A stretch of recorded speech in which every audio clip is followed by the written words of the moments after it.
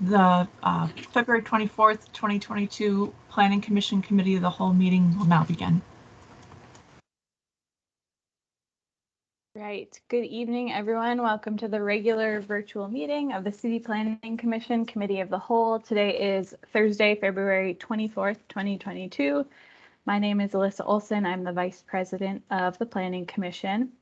This meeting includes the remote participation of board members and staff as authorized under Minnesota Statute Section 13D.021 due to the declared local public health emergency. The city will be recording and posting this meeting to the city's website and YouTube channel as a means of increasing public access and transparency. This meeting is public and subject to the Minnesota Open Meeting Law. I will call the meeting to order. Will the clerk please call the roll? Commissioner Alper. Present. Commissioner Baxley. Here. Commissioner Ford. I'm so sorry, there was a sound overlay. Was that you're here, Commissioner Ford? Here. Thank you so much. Commissioner Marwa.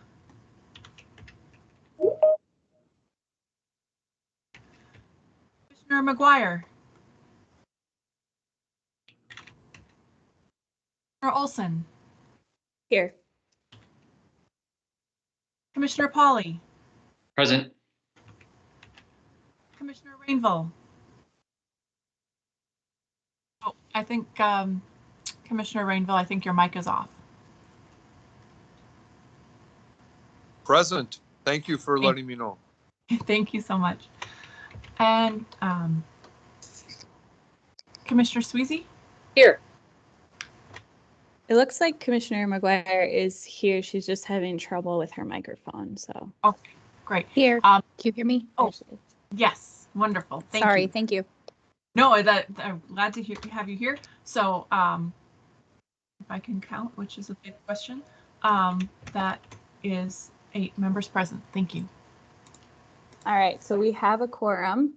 Next, we'll proceed to the agenda, a copy of which was posted for public access to the city's legislative information management system, which is available at lims.minneapolismn.gov. Commissioners, could I have a motion to, so there's been one item removed from the agenda, and that is item number 8, land acquisition at 1101 3rd Avenue South. So could I have a motion to adopt the agenda with item number 8 removed? Commissioner Ford. I move we adopt the agenda. Commissioner Mcguire. Second.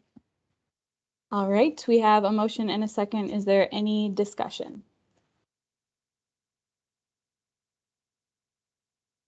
All right, seeing none, I'll ask the clerk to please call the roll.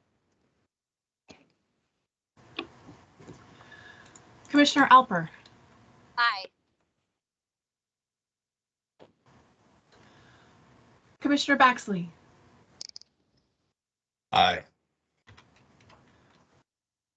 Commissioner Ford. Aye. Commissioner Marwa.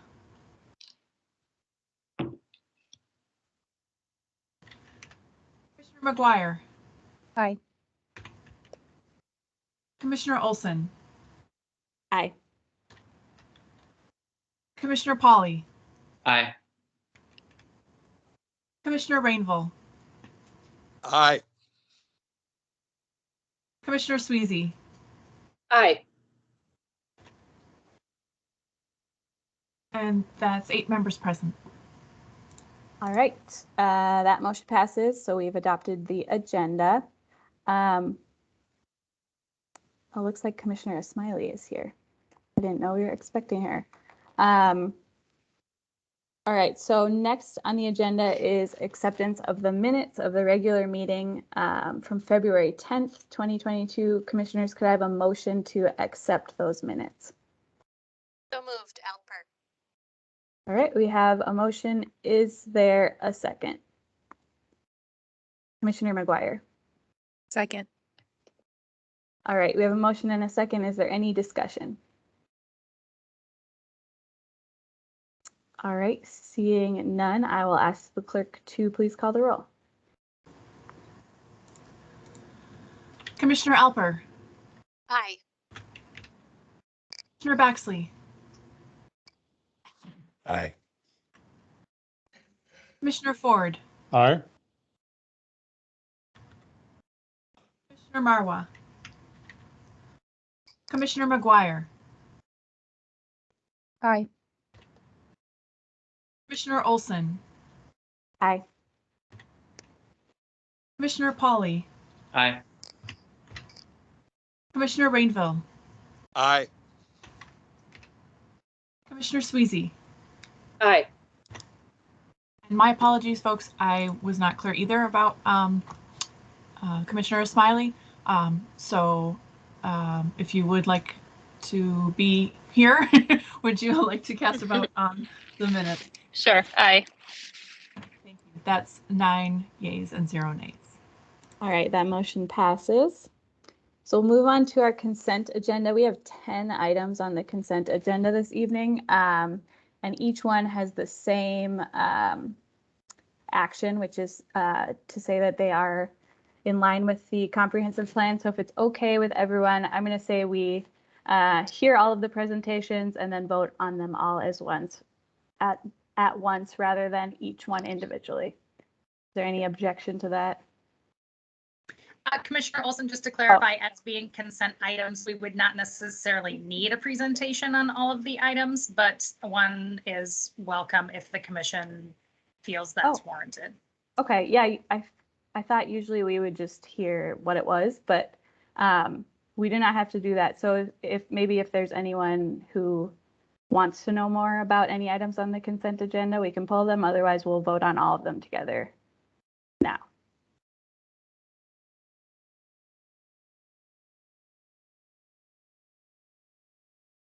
Commissioner Mcguire.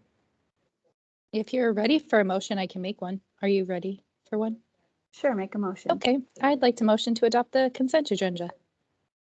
All right, so motion that all the consent agenda items are,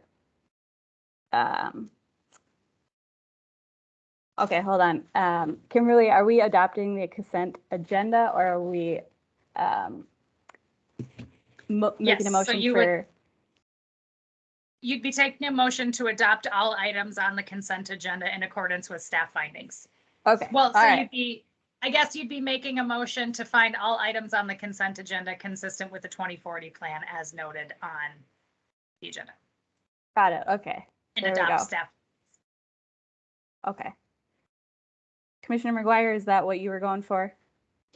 Yes, I will amend my motion to be adopting the items on the consent agenda to be consistent with the comprehensive plan and with reiterating staff findings.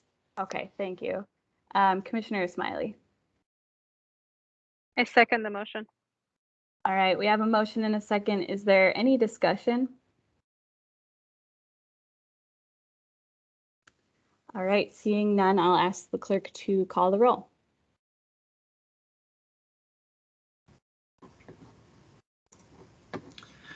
Commissioner Alper, Aye. Commissioner Baxley, Aye. Commissioner Smiley, Aye. Commissioner Ford, Aye. Commissioner Marwa, Commissioner Mcguire, Aye. Commissioner Pauly, Aye. Commissioner Rainville, Aye. Commissioner Sweezy, Aye. Commissioner Olson. Aye. That's 9 yeas and 0 nays. All right, that motion passes. So we will move on to our discussion items. The first one is item number 11, which is North Central University Student Union Business and Science Facility, 1400 10th Avenue South, and staff is Hillary Dvorak. Oops. Good afternoon, commissioners. Are you seeing the presentation on the screen? Yes. Okay. Sorry, I'm just gonna figure out, oops. That's not what you want to see. Hold on a second, sorry. All right, here we are. North Central University is proposing a new building on their campus. This is located at 1400 10th Avenue South in the Alliant Park neighborhood of Minneapolis. The site is zoned Institutional Office Residence 3. It's located in the Downtown Parking Overlay District and also the Corridor 6 Built Form Overlay District. The site is located on East 14th Street between vacated Elliott Avenue and 10th Avenue South. The pictures on the right-hand side of the screen show you what is currently on the block. There is the TJ Jones Library, and then there are 2 parking garages, one on the east side of the north half of the block and one on the west side. The one on the west side would be demolished, which is this parking garage right here, and you can see the library in the background. And then the building here to the south, and also in this picture, this is Carlson Hall, which is a residence hall with dining facilities located immediately to the south of where this new building would be built. And I'm going to make this a little bit bigger for you guys because I'm sure this is not easy to read on the screen. So the applicant is proposing to demolish that parking ramp that's located on the west side of the property and construct a new 4-story, 28,000 square foot building. The proposed building would be connected to Carlson Hall on both the first and second floors. If you can see my cursor, this is the connection between the 2 buildings. Exterior materials of the building, include cast concrete, metal panels, and glass. The applicant is in the process of updating the campus master plan and the campus-wide travel demand management plan that were done for North Central University back in 2019. And both of those documents are currently being updated. And they will need to achieve 6 points worth of TDM strategies. We have met with Public Works and discussed the TDM and the TDM strategies.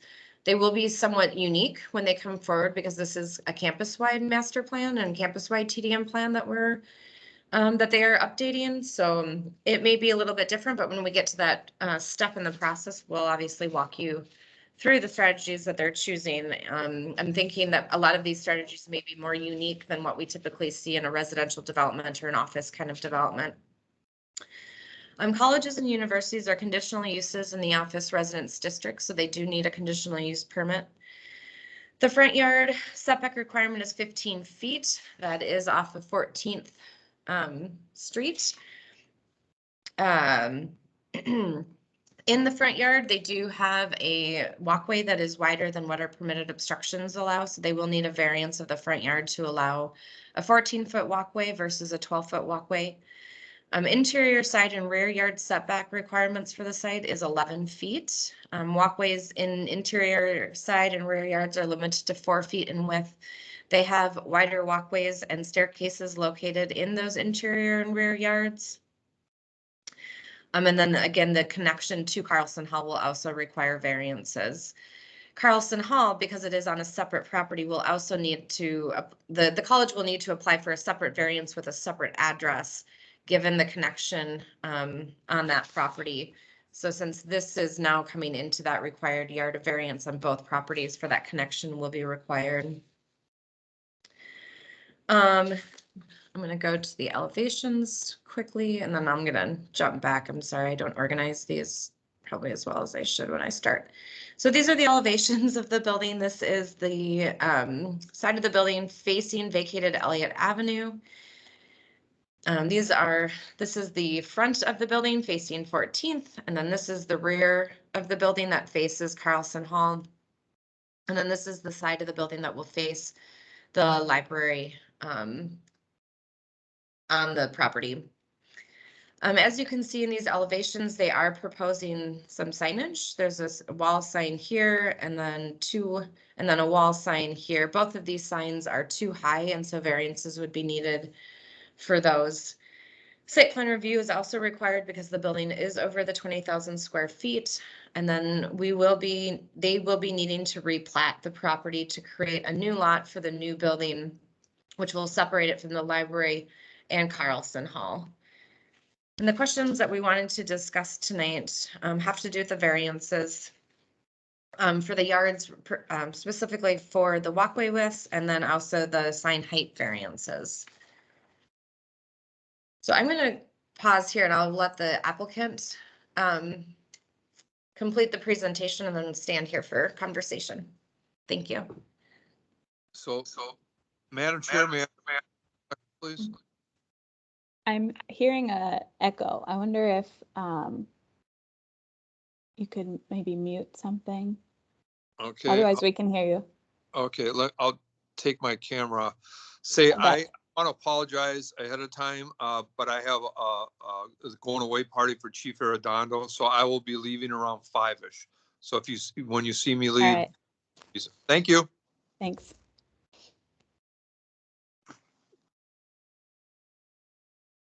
So is the applicant here to present on this item?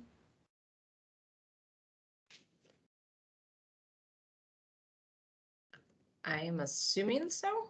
I can't see the participant list though.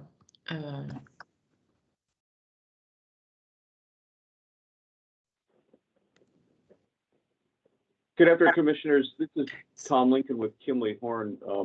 We had a little trouble getting on the call, so we've right. called in. Oh, we can hear you now.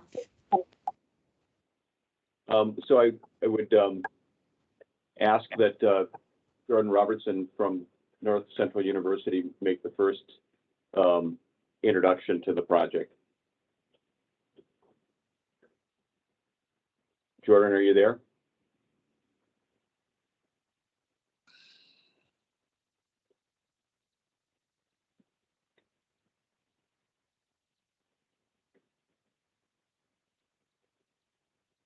Not this is hearing Jordan. him. Hello, this is Jordan Robertson from North Central University. I'm sorry about the technical difficulties. Can everyone hear me okay?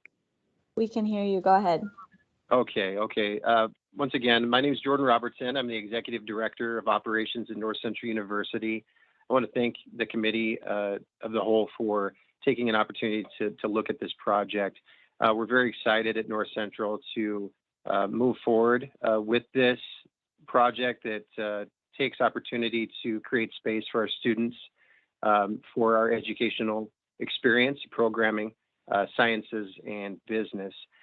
We've already met and had a verbal endorsement from Councilman Osman, as well as EP&I board taking a vote of approval to move forward with this. So we look forward for the opportunity to just move forward with you, find out what kind of specific interests you have and what ways we can make this project happen.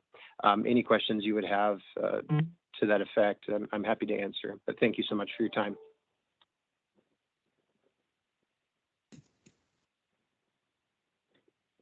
Was someone else on the applicant team going to speak?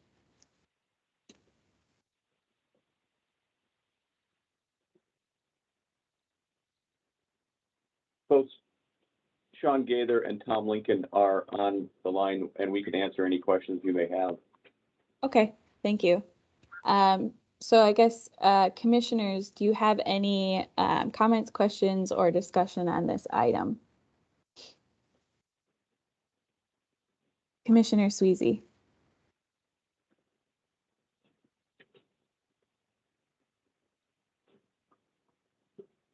Sorry, it took me a minute to unmute and get the camera working there. Thank you, Commissioner Olson. I may be the only member of the Planning Commission who was here when this came through in 2019.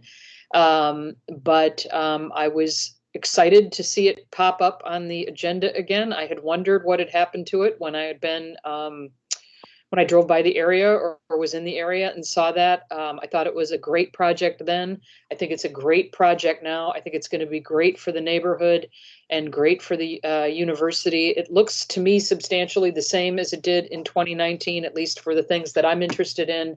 And I would urge my fellow commissioners to kind of enthusiastically get behind this one. I can't tell you how much, I think in all my years on the commission, this was one of my favorite projects to study and ultimately look to see built. And I hope that you all are going to get a chance to do it. And like I said, I'm really happy to see it. So thanks. Thank you, Commissioner Sweezy. Commissioner Ford. Thank you.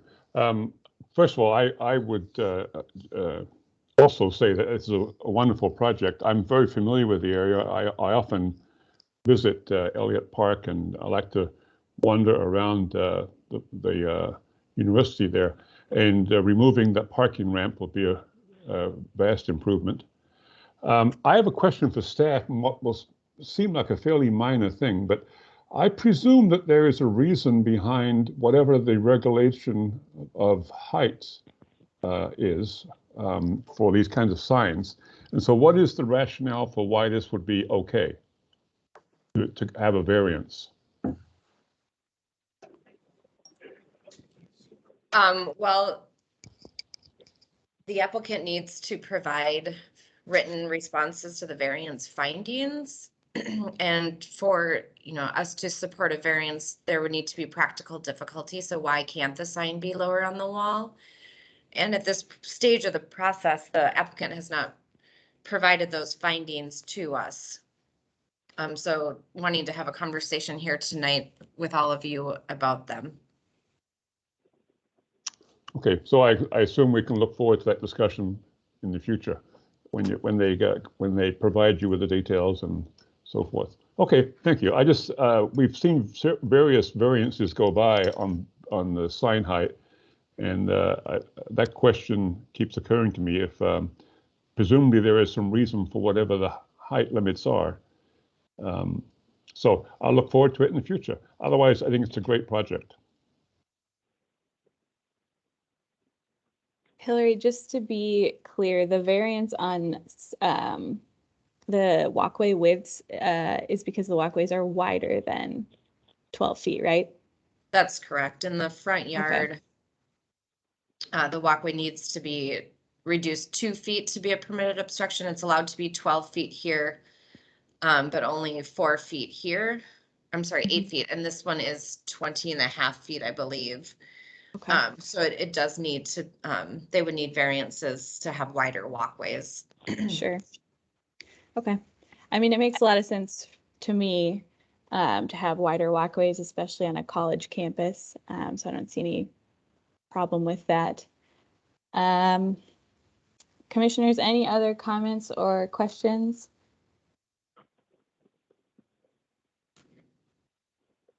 Commissioner Baxley? Yeah, thank you. I think it's going to be a great project on the walkway width. It would be nice if the applicant would consider, if we're going with that wider walkway, I can completely understand it as a main public entrance for the building.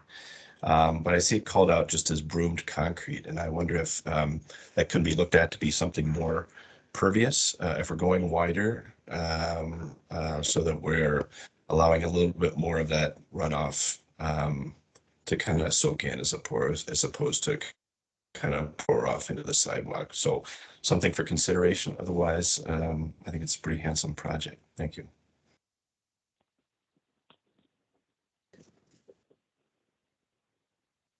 Any other comments from commissioners?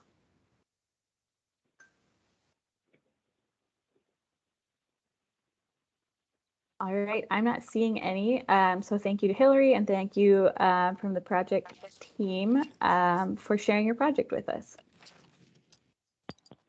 Thank you.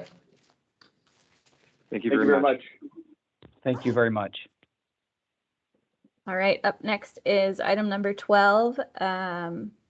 It is the redevelopment of the south portion of the 7 Points Mall at 3001 Hennepin Avenue, and staff is Hillary Dvorak. Okay.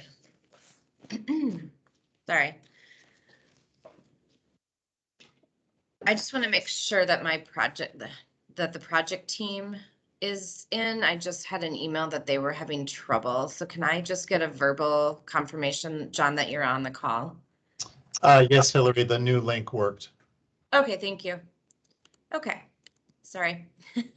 No worries. All right. Are you guys seeing the presentation? Yes. Okay, thank you. Okay, good evening again, commissioners. I'm Hillary Dvorak. This is a presentation for the 7 Points Mall in Uptown. I'm sure most of you are familiar with this location and this development. They are proposing to construct a new addition on the south half of the block. But I'm going to go through the history of the site a little bit, and it is in the COW memo that was sent to all of you, but there is a long history on the site, and this is a planned unit development, and there have been many modifications in the last 17 years. So just to bring everybody up to speed, because I don't think most of the commissioners or any of the commissioners were with us for these past developments on the site. But 7 Points Mall is an existing planned unit development located on the south east corner of Westlake Street and Hennepin Avenue. The site does include the entire block bounded by Lake Street and 31st, and then Hennepin and vacated Girard. It also includes the parking garage on the east side of vacated Girard. And then this tiny little property right here, which is 1409 Westlake Street.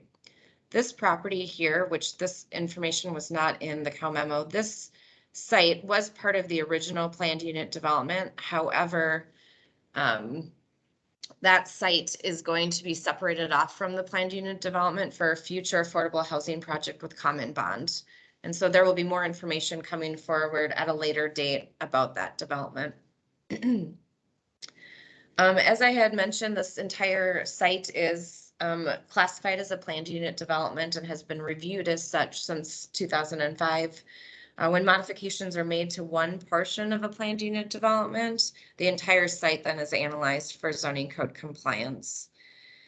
I'm not going to go through all of the approvals, but you can see starting back in 2005, excuse me, that there have been a series of land use approvals for this project. Some of these project applications have come to fruition and others have not for various reasons. And if anyone wants to have any discussion about any of those, we can go into more detail, but it is laid out in the memo. Planned unit developments require a conditional use permit.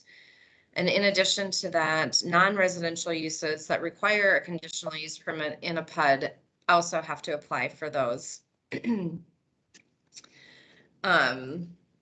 Signs that require conditional use permit in the zoning district in which the PUD is located is not required to submit that separate conditional use permit, but is considered as part of the findings and review of the planned unit development. And this is important to note, as the conditional use permits that have been approved for this development are still valid. However, we no longer regulate hours of operation in the zoning code, and sports and health facilities no longer require conditional use permits. In past designs and approvals for this site, vacated Girard Avenue South was envisioned to be a pedestrian thoroughfare that connected West 31st Street up to the Midtown Greenway. And when 7 Points was redeveloped back in 2006, they did make changes to vacated Girard. And since that time, Girard between Lagoon and Lake Street has been redeveloped, and then on the Mosaic site leading into the art park with the bridge then that connects down. It was known in small area plans back in the early 2000s as the Girard Meander. Moving away from that term, however, we still have a vacated portion of a street. There is a 20-foot fire lane that goes down vacated Girard, and just for everyone on the call, this is vacated Girard. And so they are looking to make modifications to this area on the site as part of this project. And I do want to have a conversation with all of you about that specifically a little bit later.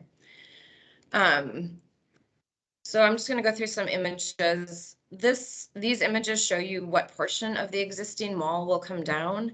I did detail this out in the report.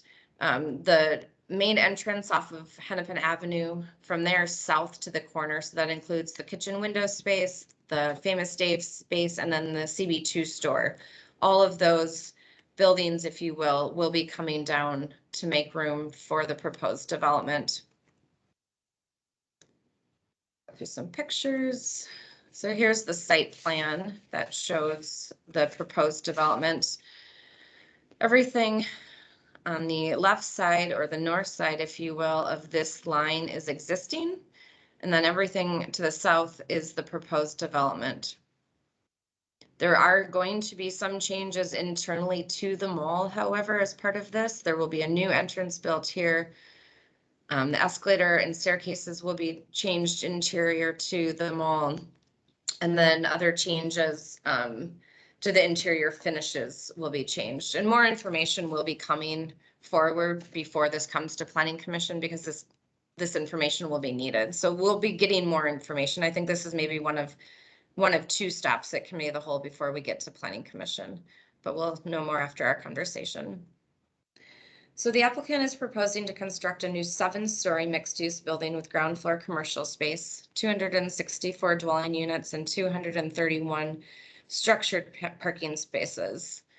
A grocery store will occupy the majority of the first floor of the building, and that is the orange shaded area on the site. The entrances to the grocery store, there's one entrance located here on the corner of Hennepin and 31st.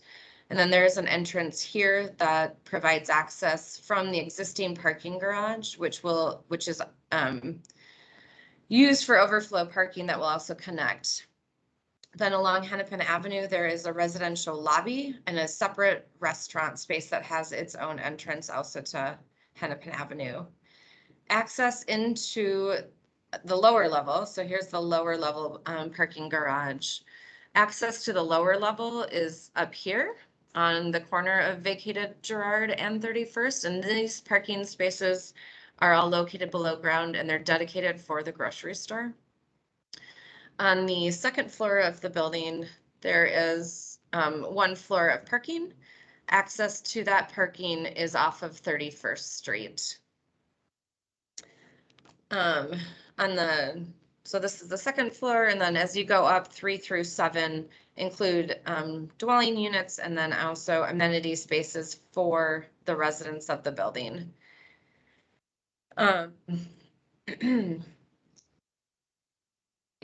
The applicant is going to be making streetscape improvements along Hennepin Avenue, specifically in the area from, I would say, midpoint here down to the new portion of the development, adding outdoor seating and then different landscape treatments along the street. And to go to the elevations. So primary building materials consist of fiber cement siding, metal panels, masonry, and glass. The image on the top is the Hennepin Avenue elevation, and the image on the bottom is the 31st Street elevation. And then I'll just show you the other two sides. And then the north elevation is, or the top elevation is the north elevation of the building. That is what you will see above the existing 7-point mall. And then the elevation on the bottom shows the east elevation of the building, and so you can see the loading functions and whatnot in that space. Here are some images of what this new addition would look like. So this, from this point over, this is all new. This is an existing edge of the building that will remain. And so just to go through some of the different images that have been provided in the packets. And I think my Adobe just froze. All right, so here's that corner image. And here's just some different aerial views of the building.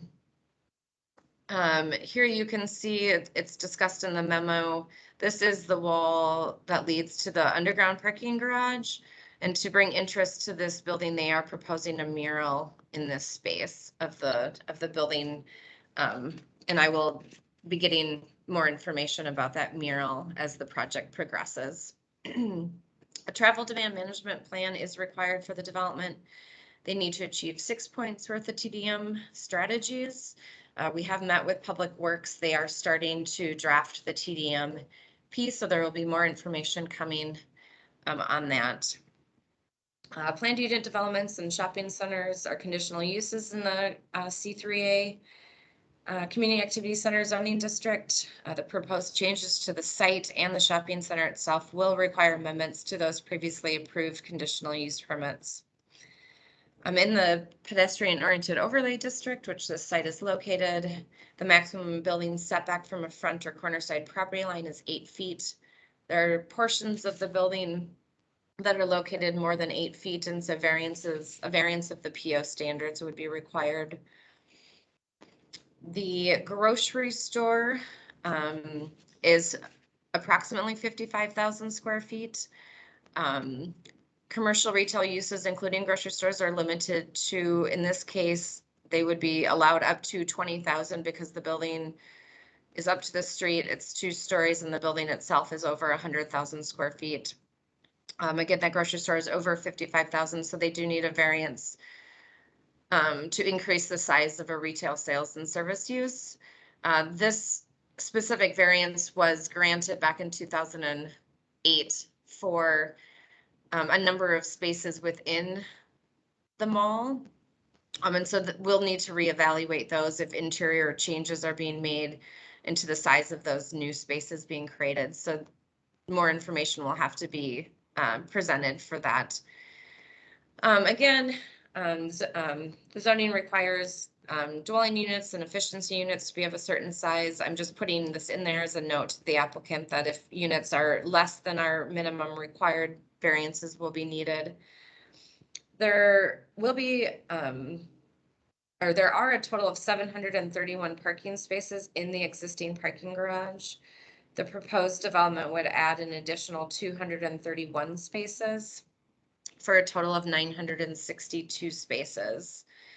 The maximum parking requirement for the development is 890 spaces. So they will need to provide 5 points worth of amenities for the PUD to exceed the maximum parking requirement. As you all are aware, we have new bike parking standards.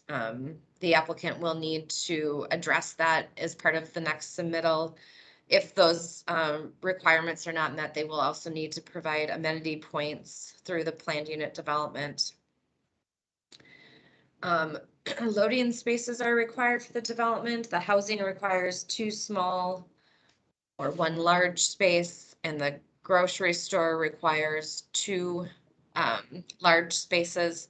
They're proposing to have, and I'm sorry, I'm going to go back to a plan.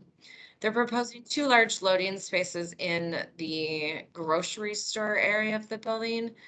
And then in vacated Girard, they are proposing to have a residential loading space here near the Skyway connection, as this area right here is the resident move-in. So for proximity, it makes sense. However, the one thing I want to talk through tonight, or one of the things I want to talk through tonight, is what happens to vacated Girard. Should it become more utilitarian? Do we still want that pedestrian thoroughfare feel with landscape and lighting and whatnot? And if it's both, how do we make that all work? Because it clearly is becoming more of a service drive than a fire lane with pedestrian sidewalks on each side. So that's definitely something that we want to discuss. In 2008 and then in 2010, there were approvals granted for a master sign plan. Since 2010, changes have been made to the signs on the building when tenants move in or out. We have been tracking that internally all of these years, but the applicant is wishing to add more signage to the building. And so my recommendation to the applicants is that we do a comprehensive review of all the signage, and perhaps they come and ask for more or ask for less, but they have specific allotments of signage on each street facing building wall. And they're at that level, if you will. They've maxed out their sign allotments. And so we will need to reevaluate signage as part of this application. So based on what we were given, we have identified 4 land use applications that would be required. 2 are amending the previously approved conditional use permits, 1 for the planned unit development as a whole, 2nd for the shopping center. We know that there's a variance needed for the size of the grocery store, possibly other spaces within the mall if new spaces over that 20,000 are being created. and then site plan review. And then since this is a planned unit development, looking at what zoning code requirements need alternatives. And the ones that have been identified thus far are building placement, maximum parking, bicycle standards, and then minimum loading.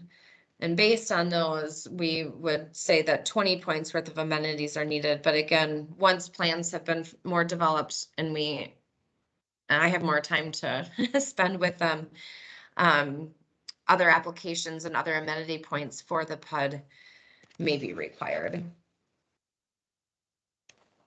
So just to conclude on my end, the one thing that we noted in the memo is that we want to talk about how could the pedestrian experience along vacated Girard be enhanced, even if it is more utilitarian in use. And so just wanting to get thoughts and ideas and have a conversation about that tonight. I will pause for any questions and then hand it over to the development team. Commissioners, any questions for Hillary?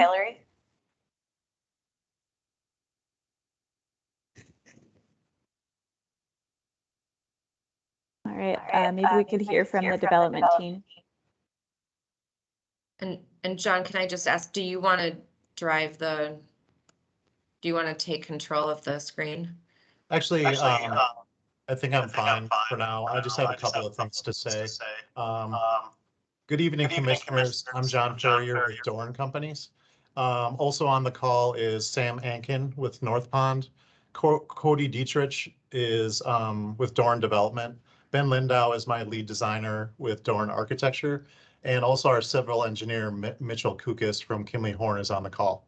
So Hillary did a great job of providing a project overview, but I wanted to just say a couple of additional things about the design.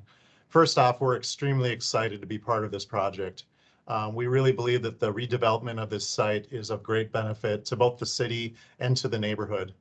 The mixed use component of the development provides an increase in pedestrian traffic to the existing commercial uses and future commercial uses with the added households. Without the development, the fear is that tenants will continue to leave the retail development as they currently are. Neighborhood engagement is going to be really important on this. So North Pond has previously had numerous meetings with neighborhood groups, and we are scheduled to meet with the South Uptown Neighborhood Association and East Baday McCoska board next week to present the project. One goal of the design was to enhance the experience along Hennepin Avenue. So the elevated amenity deck for the residences and the additional street level outdoor seating areas along Hennepin bring those active uses to the street and help create that human scale. The masonry base of the mixed use addition draws inspiration from the historic 7 Points building and also the historic brownstones of the neighborhood. The multifamily residences above step back, and this helps reduce the mass of the building at the street level and has contrasting materials of fiber cement, as Hillary said, and metal panel to separately define the residential portion of the building. The color palette of the above also provides a complementary look to the masonry to tie it in at the podium level. So this is just a brief description of our design ideas, and we look forward to your input and questions, and the project team is ready to answer those questions. Thank you. We'll start with Commissioner Alper.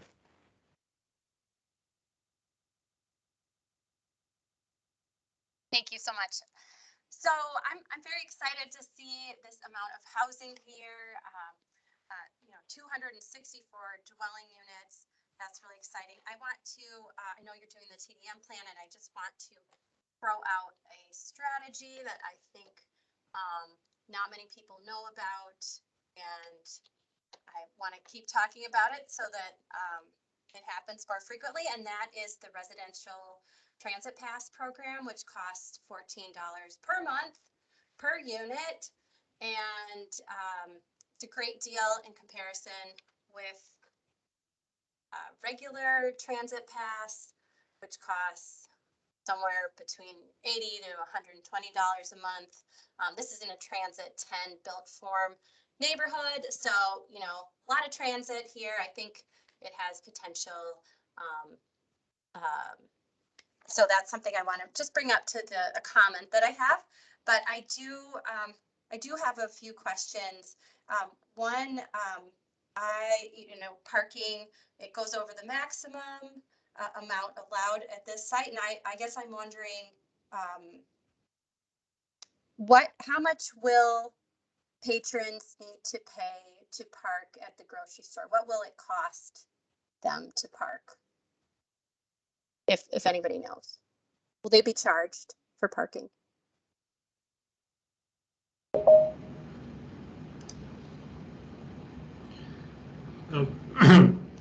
This is Sam Aiken. Some of those details will be ironed out, but our anticipation is that if you're shopping at the grocery store, it's free. So if you're coming to use it, yes. So it would be dedicated parking for the grocery, and as long as you're using the grocery or visiting it, it would be free. Okay, thanks for that. Because next door, I guess I'm wondering how that compares with the price to park at the adjacent, I believe 731 spaced parking ramp. How that cost compares.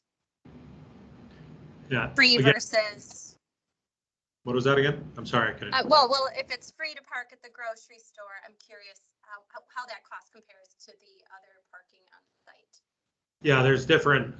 We can go back and get all the details. It's different depending on if you're visiting some of the tenants versus short-term parking or long-term parking. So again, if you're visiting LA Fitness, that is also complimentary parking. Okay. So there's a strata of different situations and different validations and different hourly rates for the garage and monthly rates. Great, thanks. I'm wondering how many shoppers you anticipate at one time to be in the store. More than 115, the 115 grocery store parking spaces. I mean, I guess one would hope, right? Yeah, at any time. Again, I don't have the exact number of what they anticipated. We don't have a finalized grocer necessarily either. Sure. As we finalize those details and how it works, we'll definitely come back with that, and hopefully as we proceed, we'll hopefully have more commitments, hopefully from a grocer. At the same time, based on residential above and all the other density in the area, we hope with whether it's biking or pedestrian activity, people obviously bike, walk, use different means of transportation, bus, as you talked about with the new bus lines on Hennepin and then going on Lake and Lagoon, that people use public transportation and non-vehicular transportation as well to visit the grocer. Great, thanks. I guess that's all of. I mean, I think other people might have comments on the Gerard meander that they want to bring up, but just a comment why I'm asking about the parking. Because the application does exceed the maximum, and there are going to be at least hopefully 264 people who are living above this grocery store, and I would hope that we could make good use of our existing parking infrastructure on site. And that we would have, it's uptown, it's a pretty dense area, that we would have a great number of people visiting this retail establishment on foot or on bike. And so I guess I'm concerned with exceeding the maximum amount of parking at the site. So that's why I ask, and especially not charging for parking if other, the fact free has this great allure to people, I know. So with free parking. So that's why I bring it up. So thank you. I'll pause there for now. Thank you, Commissioner Alper. Commissioner Mcguire. Thanks. I don't have a ton of comments. I think the project generally looks pretty good. My main concern was Actually, the wall along West 31st, where that mural was planned to be, seems like a large stretch of, I mean, it's like half a block long building that didn't have any articulation. So I know we were talking about doing a mural there, so I really would like to see that continue throughout the project. If the parking entrance has to be there, that parking entrance seems really close to that pedestrian area, so that would not be my preference. If it could get moved backwards, like more internal into the alley, I think that would be better. I don't know if that's possible with alignments and everything. So if it's not possible, just try to make it as good as possible. Besides that, yeah, I'm generally supportive of the project, and that's.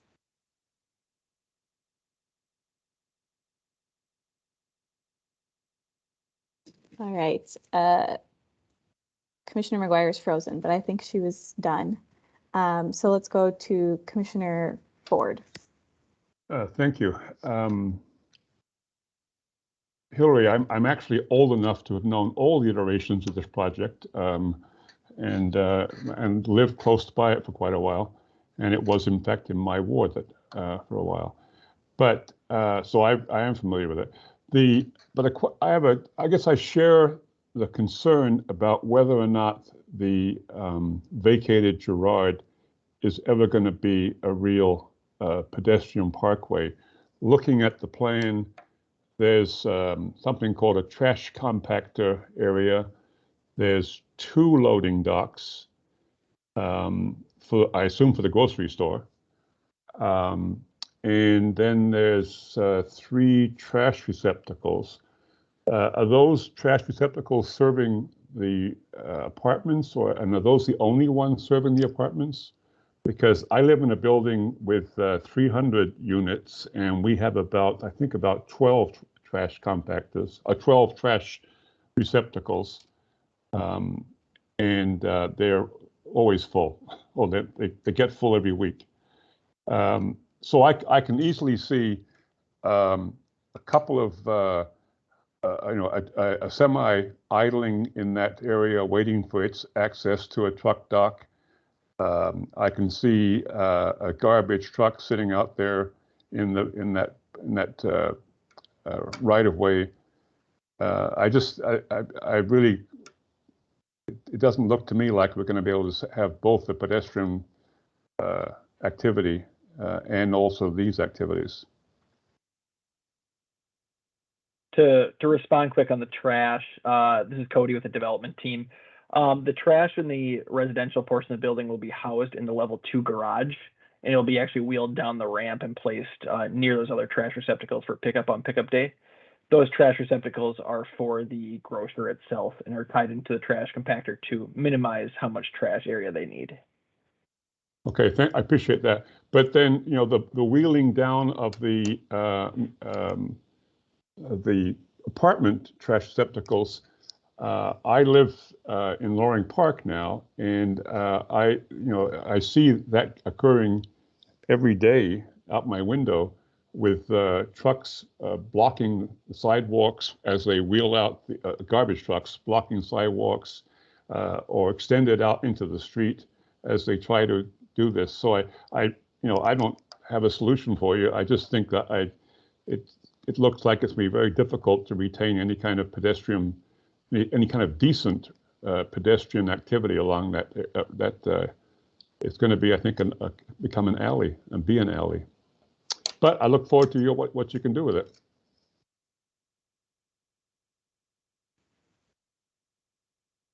Thank you, Commissioner Ford.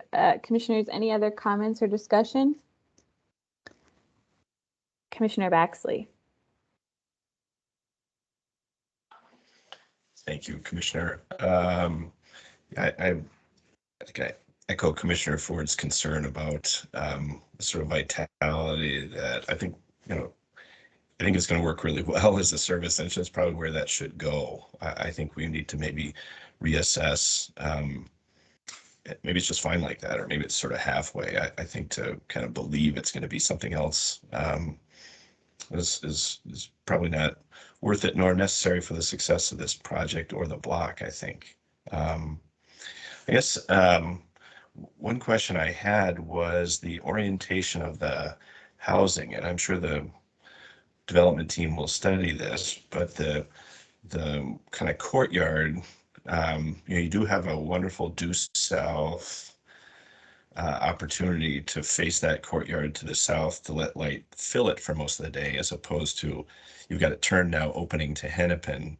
And I think that one wall, I know you'll do some sun studies, but kind of make sure that courtyard, I know you're opening it to Hennepin, but I think as a vital space that really is filled with light, having it oriented south might be better. Again, you guys will study it, I'm sure.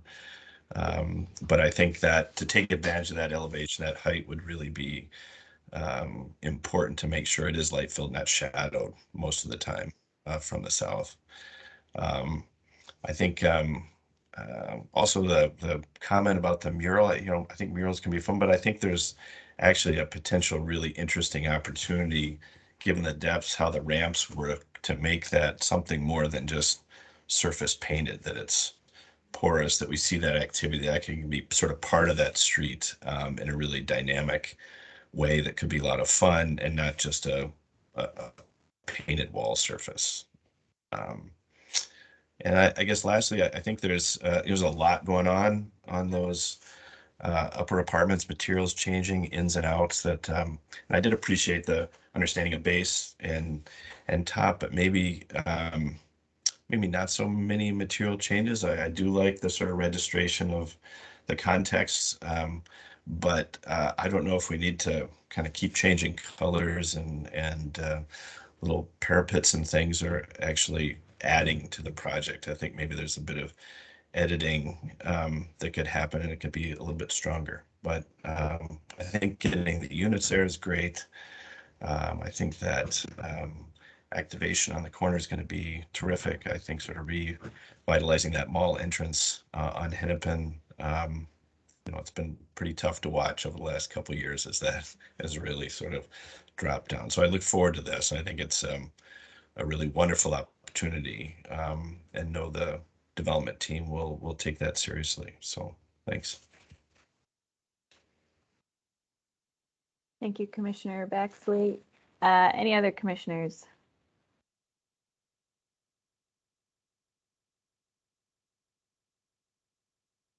All right, I'm not seeing any. So thank you, Hillary, and the development team for your presentation.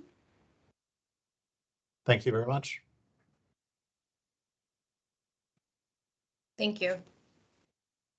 All right, up next is item number 13, which is 921 27th Street East and 2600 10th Avenue South, and staff is Peter Crandall.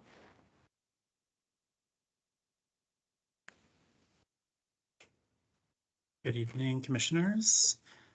Peter Crandall with CPED Land Use. I am going to share my screen here and just confirm that you are seeing this drawing set. Yes, we are. Okay, great. So the first project that we're going to look at for me is a addition to the Abbot Northwestern Hospital campus in the Midtown Phillips neighborhood of Minneapolis. Folks who have been on the commission over the last couple of years will remember that we've seen actually several projects implemented and proposed on the Abbot Northwestern Hospital campus and neighboring Alliant properties that are a part of an ongoing master plan for the Alliant campus. Most recently, this is an aerial showing the campus in its context. We approved a new central utility plant for the campus located at 26th and Chicago on the northwestern corner of the site, and then a new transportation hub and parking garage on the south end of the site adjacent to the Greenway along Chicago there. So as a part of that ongoing development and following from the addition of that new parking facility along 28th and Chicago, the hospital is proposing to remove an existing parking ramp here on the east side of the campus, adjacent to Anderson School, in order to facilitate the implementation of a new hospital care pavilion that will provide patient care services and other hospital amenity space on the campus. This is an aerial put together by the applicant showing the location of that addition. And again, the removal of that existing parking ramp on the site. This is an illustrated site plan showing the location of the proposed new building on the campus. So you can see along 28th here, which is the current main vehicular access point to the campus as a whole. The applicant is actually proposing some pretty significant changes to the way that access to the campus happens, both by vehicle and pedestrian users. So currently along Chicago Avenue here at the intersection of 27th, there is a vehicle drop-off lane, but no connection to the internal circulation in the hospital. So they're proposing a new access point at 27th there, a new intersection with their internal vehicle circulation. And then additionally, a new connection point at what's called Anderson Lane on the interior of the campus out to 10th Avenue on the east side of the campus. So that will significantly add to the porosity of the campus for all users, and would change how vehicles in particular move in and through the site, and then intersect and interact with this new proposed addition. These are some floor plans showing just the sort of internal organization of the space. The main focus and main entry and lobby space would be on the internal vehicle turnaround here. That's similar to how the campus functions today, I believe. And then at the ground floor along 10th Avenue would be the entrance to the emergency department, and then some surface parking for associated adjacent uses. We'll talk more about that later.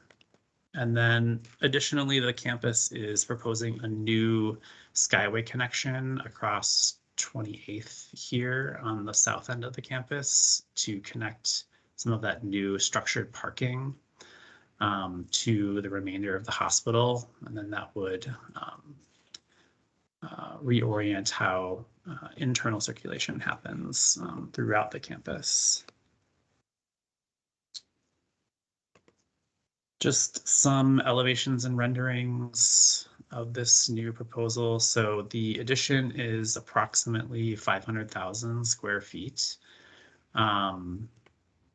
The applicant is undergoing an environmental assessment worksheet process through the city council. So that will need to be concluded prior to pursuing any formal land use approvals. And as a part of that, they would be required to complete a traffic study and major travel demand management plan. So those things are going to be worked out before any applications come before you for the actual project itself. As far as the design goes, a mix of glass and metal panel and terracotta panel. And then these are some renderings showing that addition in relationship to the existing campus. So this would be a view of the addition as you move off of Chicago into that new 27th Street entryway. This is the sort of main view of the facade from the internal vehicle lanes on the campus. And then this is that Anderson Lane and 10th intersection showing that emergency room access, and then the parking frontage along 10th. And then an aerial view of the addition they are proposing a rooftop amenity space along 10th there on top of that portion of the building.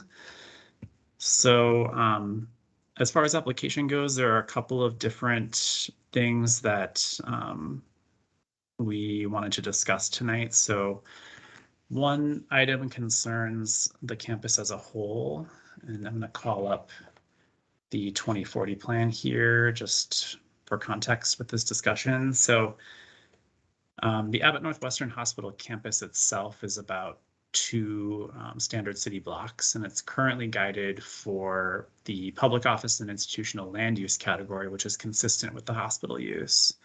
And then it's also guided for the Corridor 6 built form overlay district. And that district obviously has a maximum height limit of 6 stories with the ability to increase that through premiums. However, the proposal under consideration is 10 stories, and there are existing structures on the site that are at least 9 stories today. And so what we're proposing is that the applicant seek a comprehensive plan amendment to re-guide the site to the Transit 10 district, the Transit 10 built form overlay district, which is consistent with properties immediately to the south, including the transportation hub that was recently approved, as well as the Midtown Exchange Complex and properties along the south side of the Greenway. We feel like that would be consistent with the built form character of the hospital as it is today, and would allow for more easy facilitation of the current proposal, as well as future development on the site, which may facilitate the upgrade or advancement of hospital services on the campus, expanding capacity without expanding the footprint of the hospital campus, which is a commitment that Alliant has made to the surrounding community to minimize any expansion into neighboring communities. So that's one question, is the appropriateness and compatibility of that Transit 10 built form overlay district with the campus as a whole and with the comprehensive plan. That application would come to you as a comprehensive plan amendment prior to any land use approvals as well. So you would be evaluating that question before you actually evaluated this proposal. So that's one question. And then beyond that, and when the project itself is ready to move forward towards entitlement, the applications that would be required would be a rezoning to add the Transit 10 built form overlay district. And then the applicant is likely to pursue a planned unit development for the entire hospital campus. So up to this point, the hospital has not been unified in terms of the land use entitlement process, and the planned unit development would allow us to evaluate this proposal in relationship to the entire 2-block campus that you're looking at here, which is today composed of 7 different zoning parcels. So we would be proposing to consolidate those 7 parcels into basically one large parcel, and then evaluate the project in relationship to the site as a whole. That would give us some significant flexibility in terms of the existing zoning, which is OR zoning and has some yard requirements, which are not consistent with the existing character of the site. And then it would allow the applicant to implement amenities to seek exceptions to those zoning requirements. In addition to that, we would need another conditional use permit for an addition to the hospital, and then site plan review for the addition itself. And then part of the plan unit development would be a preliminary and final plat to reorganize the site and consolidate those parcels. So the other question that I did want to draw the commission's attention to concerns the site plan review application. So In general, the proposal is well aligned, I think, with city policy and land use policy with regard to particularly the site plan review requirements. The one exception, and this would require alternative compliance under the site plan review application, is this 10th Avenue frontage, which under the current proposal is covered surface parking. Per site plan review standards, any above grade parking structure is required to provide at least 70% active uses along a street facing elevation. So this elevation would not meet with the ground floor active use requirements in that location. So looking for feedback on that issue, and then general feedback on the design, and again, that question regarding the comprehensive plan amendment application. So I will pause there. I know that the applicant team is on the call. And I guess I will ask if they have another presentation that they wanted to share, or if we want to just use the presentation that I have open, but I'll take direction from them in that regard. And I can take questions from the commission. Hey, Peter, Tony LaCroix DeLune here. We do have a brief presentation that we'll show if we can right now. Yep. Do you want to go ahead and try to share your screen? Great. Great.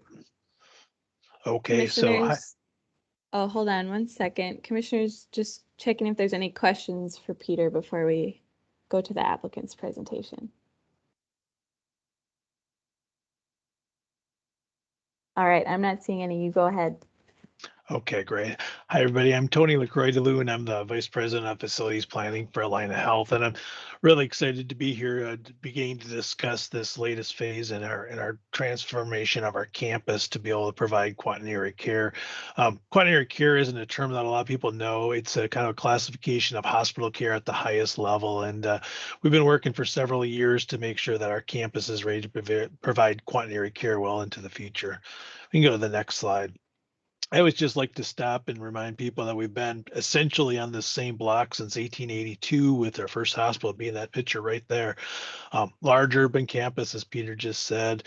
We consistently rank #1 in the Twin Cities, #2 in the state, because we share the state with Mayo, and it's hard. So being #2 is kind of winning in Minnesota. But that diagram on the side shows we have a pretty large draw area. So that represents the biggest draw of our patients from all over the state. We draw across the upper Midwest, but the majority of our patients are there.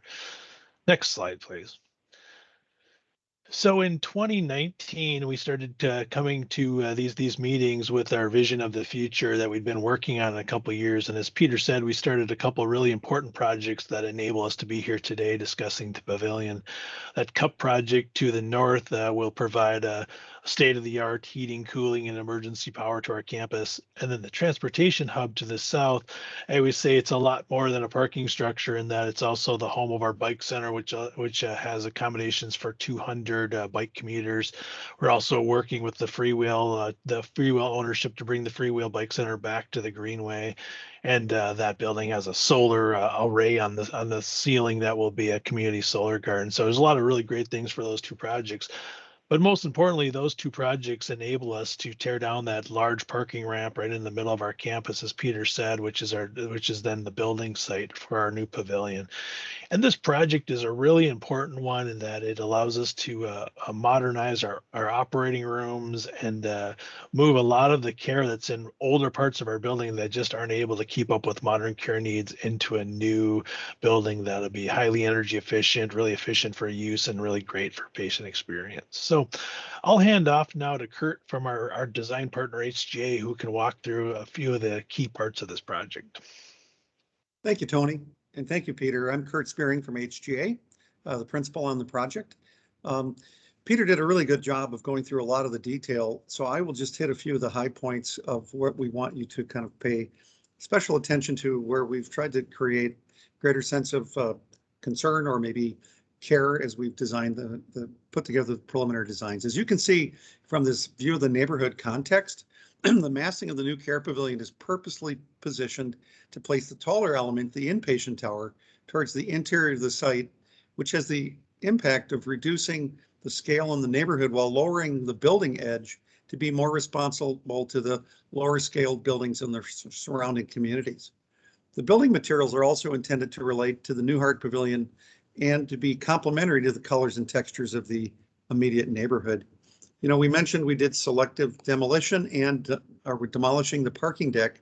This really has allowed us to transform the site to improve wayfinding and reduce unnecessary traffic from the neighborhood by cleaning up vehicular circulations and providing more points of access to the campus for all those modes of transportation we just mentioned: vehicular, self-directed, public transportation, and pedestrian. Peter mentioned we did the existing main drive off 28th Street's maintained and enhanced to create more of a direct access to the new main entry. The entry drives off 10th and Avenue and Anderson, as well as from Chicago Avenue. That will align, the one on Chicago aligns with 27th Street. They provide improved access, and they're really going to make the facility and the campus more welcoming and accessible. On the next slide, we're just going to show you a couple of views more expanded.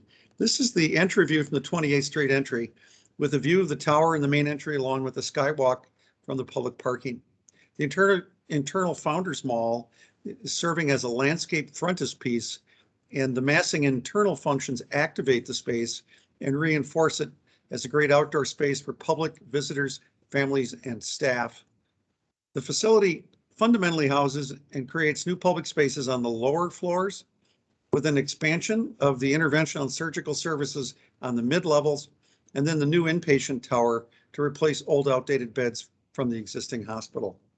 On the next slide, if you would, the view from Chicago improves community access as well as welcoming the community with a view of the main entry and Founders Mall. And here's where we've done some selective demolition and are planning to build a skywalk to connect the two buildings you see in the foreground, but really open up Chicago as a second sort of front door from the neighborhood.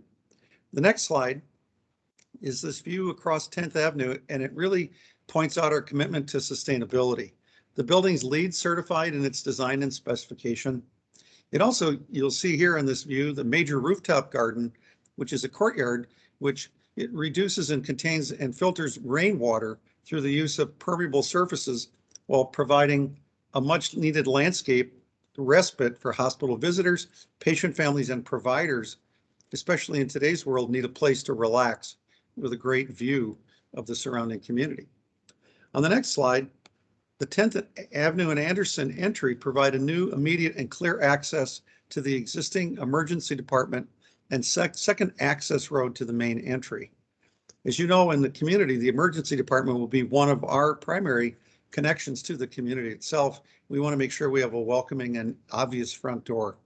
On the next slide, as you move the point of view to the street level, you'll see the profile of the building along 10th.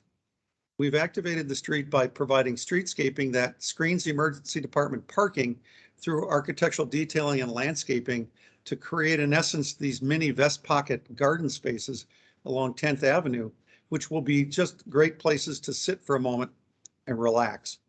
The street edge is further activated on levels 3 and 4 through the introduction of, through the internal planning, high traffic staff corridors through the interventional suites to provide staff with views of the exterior and look at the action that's going on 10th Street.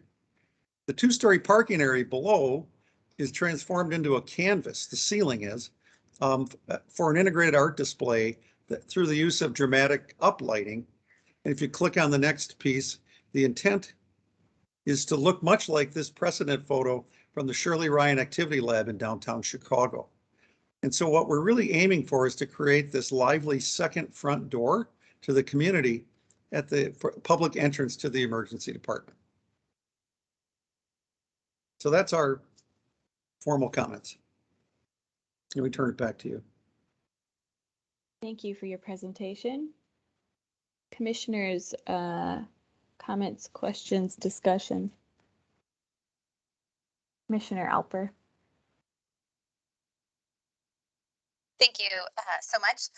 I would just like to say thank you, Alina and Abbot Northwestern, for your commitment to the neighborhood and for sharing those the design concepts. I really appreciate it. I'm the Minneapolis Park Board representative to the Planning Commission, and this is my area. which goes from 35W to the river and Cedar Riverside down to 36th Street. That new park I saw in your renderings, CPRO site is right nearby. And, I appreciate all the work that I know Alliant is doing with bicycles for kids, which brings me to another point. 10th Avenue South, it is a proposed bike facility that's been identified in the bike master plan. It's right next to Stewart Park, Anderson School. Minneapolis Park Board serves a lot of the same youth as that attend Anderson. A lot of kids bike on the Greenway and then down 10th to the school. And so I wanted to bring to your attention that part of the Transportation Action Plan, which of course comes out of the Minneapolis Comprehensive Plan, 2040 Plan, includes a concept of an all ages and all abilities network. And this concept of South Side Greenway and 10th Avenue South, in addition to being ID'd in the bike master plan, is in the Transportation Action Plan as running along 10th Avenue South. So I guess my hope in the design, and this doesn't really get to any of your questions, Peter, is just that maybe I'm wondering what options exist for potentially eliminating any vehicle curb cuts onto 10th Avenue. And part of why I bring this up too is that the bridge, the 10th Avenue bridge over the Greenway, has been closed to vehicle traffic. So anyway, I just bring these things up as you think about your design, and I'm curious what alternatives you might have. Thank you.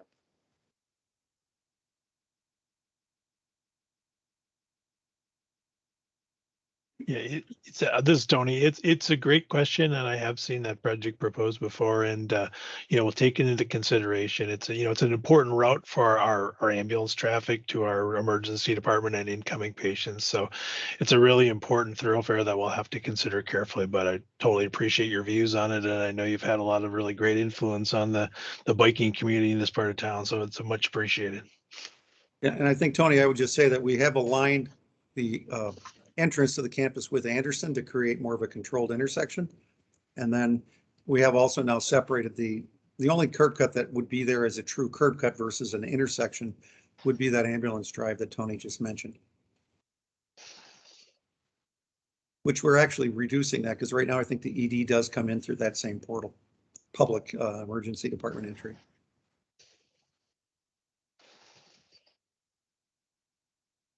Commissioner Baxley. Hey, thanks a lot, Kurt, for your presentation. I do think I really appreciate the opening up of that block and comments around porosity, and I hope that as you focus the pedestrian experience, a lot of times those frontal hospitals, there's a lot going on there, cars coming and going. It's a challenge to do that, but it is such an interesting neighborhood connector. That if, focusing on lighting, textures, materials, that pedestrian scale, I think could be a delightful reintroduction of the hospital back into the surrounding neighborhood. So I think I really applaud that. I think there's a wonderful opportunity to make it even more integral than it already is. I think the move to consolidation for a single PUD makes a ton of sense. Interesting that it hasn't happened yet, but I think that'll be really important for the hospital moving forward. And I think, the issue of the activation with the parking use, I think there's lots of ways to activate, and it doesn't necessarily need to be a storefront. And I appreciate the kind of 2-story scale and taking an art piece that we would traditionally understand as a wall or a mural and putting that on the ceiling. I think Shirley Ryan's a terrific example of an incredibly successful activation of that, and something unexpected. I think that'll be a real contributor and would be something I could really support that would check the box for activation along there. I think too, I appreciate we're adding lots of buildings there. There are lots of roofs, and where we can, taking really important positions around rainwater and how we can both harvest that, use it, and tell the story about that in a very dense area. So thank you for continuing to look at that and to be good stewards there. So that's it. Thank you. You know, one of the pieces of feedback we've continuously gotten from our community is that they see us as sort of a concrete canyon where all the everybody's on the inside and they're on the outside. So a lot of this design was opening that up to our community and reestablishing those connections that were cut off a long time ago and need to come back. Yeah, I think it's great. You know, I took my kids to the Wassee pool when they were growing up, and it was this wonderful thing that you sort of had to discover, but it was this little jewel inside that campus. So I really look forward to sort of turning some of that inside out and taking some of those experiences back to the neighborhood. It's terrific. Thanks, Tony.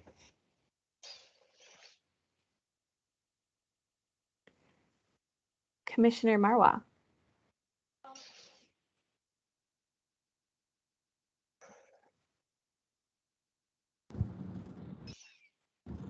Hi, everyone. Thank you. I also just wanted to echo Commissioner Baxley's thoughts about that art piece on the backside where the biking path and everything is. I really like that. I think that's kind of the stuff that I've been pushing on the commission to see developers do. I think that's kind of exactly that kind of activation. I'd love to make sure, you know, the person who's getting the contract for that is a local artist. Put my own plug in there of people for our own community here to get to actually do that piece. But I think that's an important kind of piece of how you can use art to activate and make that feel like a safe corridor and kind of, you know, a behemoth of a building, but also feel like there's a little bit of a pedestrian scale. So I commend you guys for doing that and taking that input to heart. So thank you.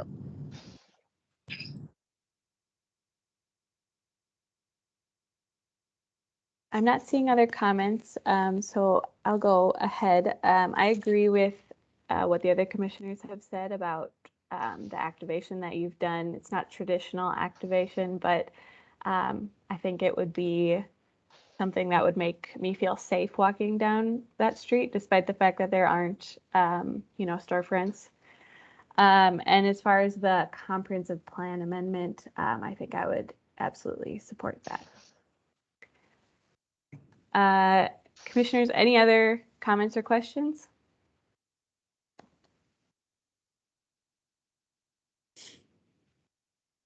All right, I'm not seeing any, so thank you to the applicant team and Peter for your presentation. You're welcome. All right, and we have Peter back again for item number 15. Oh wait, item number 14, right? Which is 535 15th Avenue Southeast and 528 14th Avenue Southeast.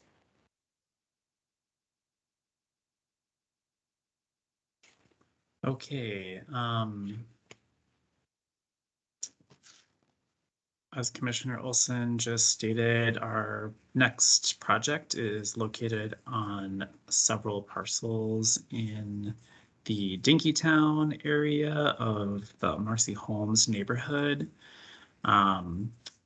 It's about a half a block development site that's currently occupied by several smaller multifamily buildings with frontage along 14th Avenue Southeast, 6th Street Southeast, and 15th Avenue Southeast. This is a context image that shows you that half block development site in relationship to some of the surrounding uses, including the University of Minnesota East Bank campus, which is located about 3 blocks to the south there, and then several larger scale housing developments that are geared towards students at the university, as well as the historic Dinkytown Commercial District, which is located just 2 blocks from the site.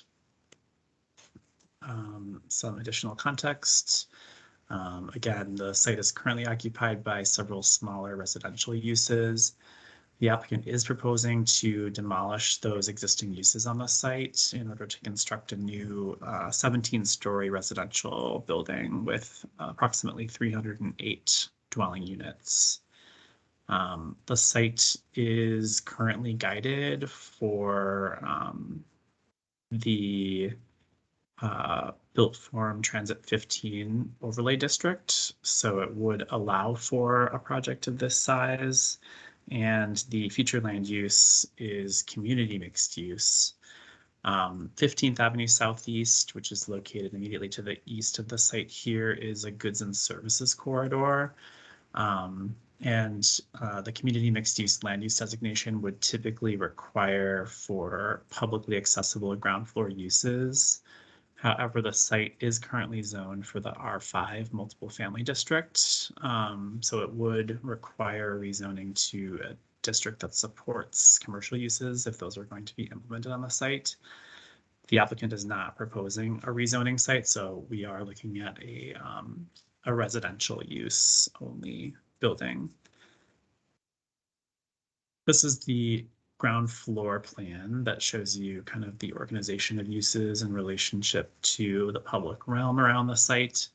The applicant is proposing the main entrance, lobby, and leasing space at the corner of 15th Avenue and 6th Street Southeast. So that would be the most publicly accessible part of the program. And then they're proposing walk-up residential units along 6th Street Southeast, 14th Avenue Southeast, and then facing the rear property line and those adjacent residential uses on the rest of the block.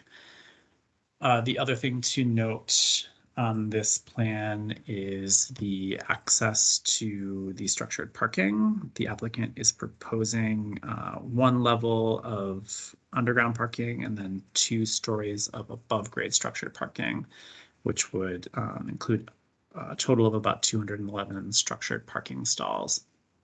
There are 2 entryways to that structured parking, one off of 15th Avenue Southeast and one off of 14th Avenue Southeast. And that is one of the questions that I wanted to focus the commission's attention on. 15th Avenue Southeast is an extremely busy transit corridor for University of Minnesota students and staff. It's the busiest bicycle corridor in the city, actually, and there are some plans for a more intensive bike facility on that corridor. So there is some concern with the concentration of parking entrances and loading spaces and just the size of the curb cuts associated with those as they interact with pedestrian and bicycle traffic in particular. So that's one question that, that staff is interested in discussing. A landscaping plan shows that the applicant is proposing setbacks along all building frontages that would comply with the required setbacks under the R5 or under the Transit 15 in combination with the R5 zoning. So they're not seeking any exceptions to reduce those setback requirements. And then the structured parking as you move up the first 2 levels of the tower, and then the tower itself, the tower footprint is this kind of S shape that creates a couple of internal courtyards to the structure. We did look at this project a couple of months back. If commissioners will recall, at that time we were just mainly looking at the massing of the tower. And again, the applicant is doing some things to try to mitigate the massing impact on surrounding properties. This is a strip of about 3 blocks that are designated for the Transit 15 built form overlay, whereas surrounding properties are guided for much lower uses. So there was some interest and concern in how the project was going to relate to its context with regard to the massing and height. So they are proposing some modulation of the massing, this shift in the height to allow for an amenity deck on one side of the building. And then the applicant has started to design the exterior of the building to show the architectural expression of the facade with different materials. These are some rendering views showing that development. this is that lobby and leasing space entrance, and then some elevations. So at the base and then on these sort of massing modules above the base and the tower would be a combination of brick and metal panel, kind of framing those larger building masses, and then brick at the base of the project as well.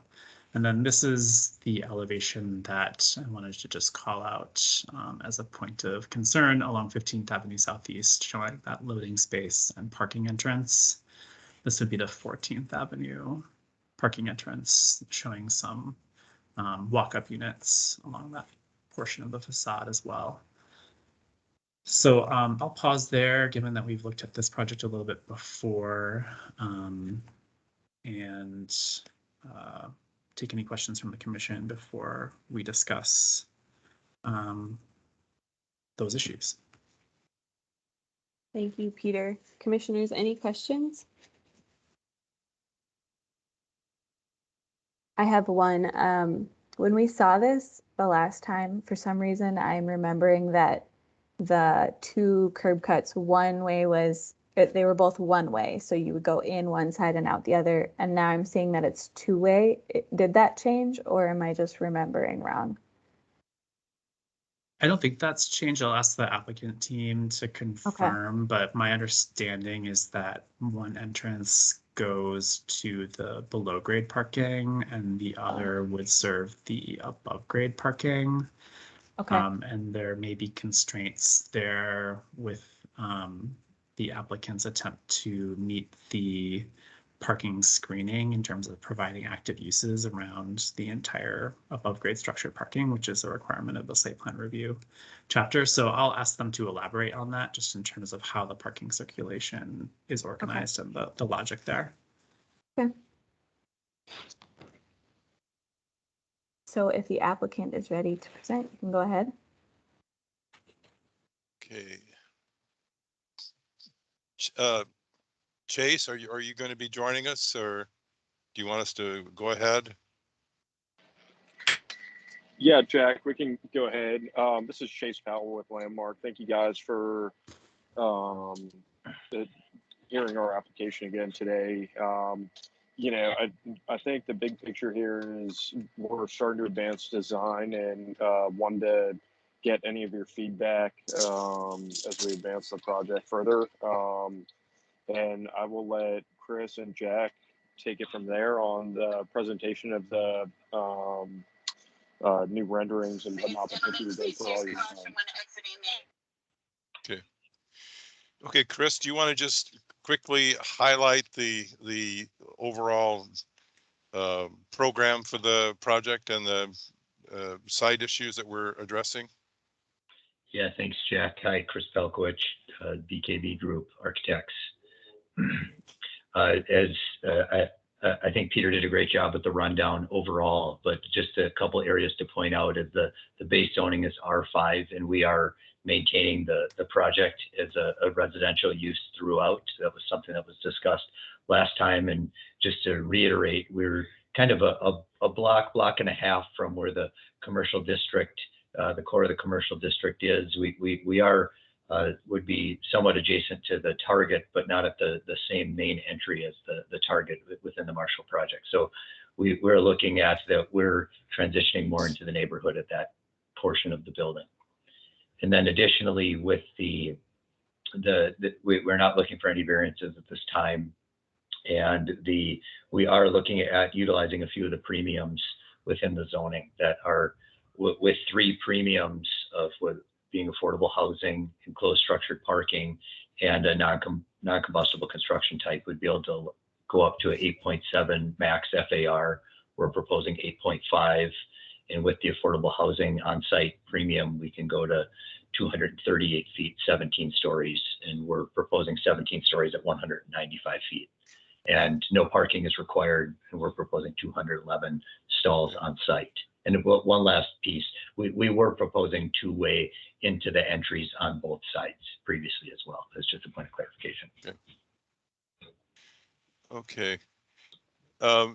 Just very quickly, obviously this is a great mixed use neighborhood, commercial, university, 15th, a very active bikeway, 14th, more the commercial street, but right adjacent to us is the Marcy Holmes neighborhood and to the north. And so we're kind of a transition project at the street level specifically for the pedestrian experience. The context for us, having designed several projects near the university, and the Marshall is a perfect example right across the street of working to develop a design that has a multiple building massing facet to it, and something that develops, even though this is a tall building, I think architecturally you'll see that we've made efforts to develop a strong base and pedestrian residential feeling, and then develop the overall massing of the building as it ascended to be interesting and of an appropriate scale. So next slide.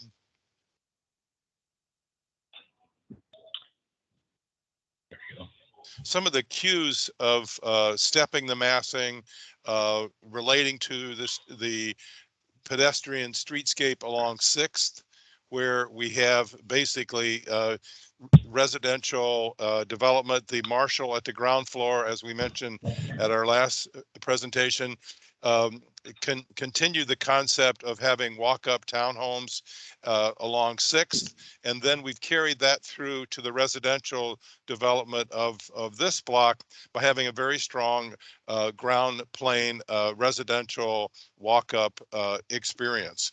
We have a 15-foot setback on all 3 streets, plus a 20-foot setback at the mid-block connection. Next slide, please. So this illustrates, I think, the strong use of the residential setback at 15 feet to create walk-up terrace entries to each of these ground level townhouse access units. And then that is along 14th and along 6th. And then at the corner of 6th and 15th, we have our main building entrance and our plaza, and then access points further down from that along 15th. Most importantly is the through block connector. That's a 20-foot greenway walkway that connects 14th and 15th. We would be assuming that there would be development of a backyard fence along our neighbors. So that works quite well for us. And then also smaller fences around each of our, low 20, 30 inch, just sort of patio fences to help accentuate each of the townhouse entries and to create a very nice connection pedestrian wise between 14th and 15th. So that's the strength of our residential building. And the development of the ground plane to strengthen the residential experience. And Chris, would you kind of walk us through the development of the upper portions of the building and also the grade level townhouse access facade? Yeah, thanks, Jack. One minor point of clarification.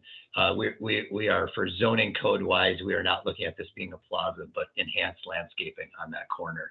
So note that, Peter. Thank you. We've done some plaza on some other ones, and there's some extra layers there. So we'd like to find a way to enhance it and enhance the neighborhood at the same time. The parking scheme and the layout of the building scheme really kind of work hand in hand as we looked at integrating the parking within the building. What our scheme is to minimize the parking impacts and to really maximize the green space at the edges with the setbacks is to have the parking coming off 14th and that going down to a level below grade overall, and the parking coming off 15th going up and going up one level above grade. So the ramps are crossing one another, and the parking isn't intermixing. So it actually just puts on 15th, it puts the 211 total cars, it may put about 80 cars on the 15th side. So it's not the full impact overall. The lobby leasing is, the main lobby is on 15th across from the Bierman Center. And then, as Jack mentioned, we have walk-up units, 2-story walk-up units along the edges of really as much of the site as we can get. And then we did have a utility corner on the project as well. But one challenge we're really facing is this is really a 3-sided site with the 3 different streets and all of them really being integral to the neighborhood. We're really trying to balance where to put some of the site utilities. And Peter has mentioned some thoughts on that. We can circle back on that. A large level of below grade parking here. This is the first floor. The second floor then is our top level of parking. You can see that we continue to integrate that parking within the active uses surrounded by those 2-story walk-up units. And then we have some 2-story spaces for the service and for the lobby as well. When you get to the third floor, that's where the housing tower begins. The 2 courtyards are carved out of the overall mass as you've seen, and then the floor plates begin to stack from there. And when you get to level 16, we stop the mass on the west side of the site, and then we have 2 levels on 16th and 17th continue of the tower portion, but we create an amenity deck up at that level of the building. But where that also we felt was really integral into the design was that it really created stepping and breaking down of the massing, that it started to create a feeling that you'll see accentuated on the exterior of a collection of buildings.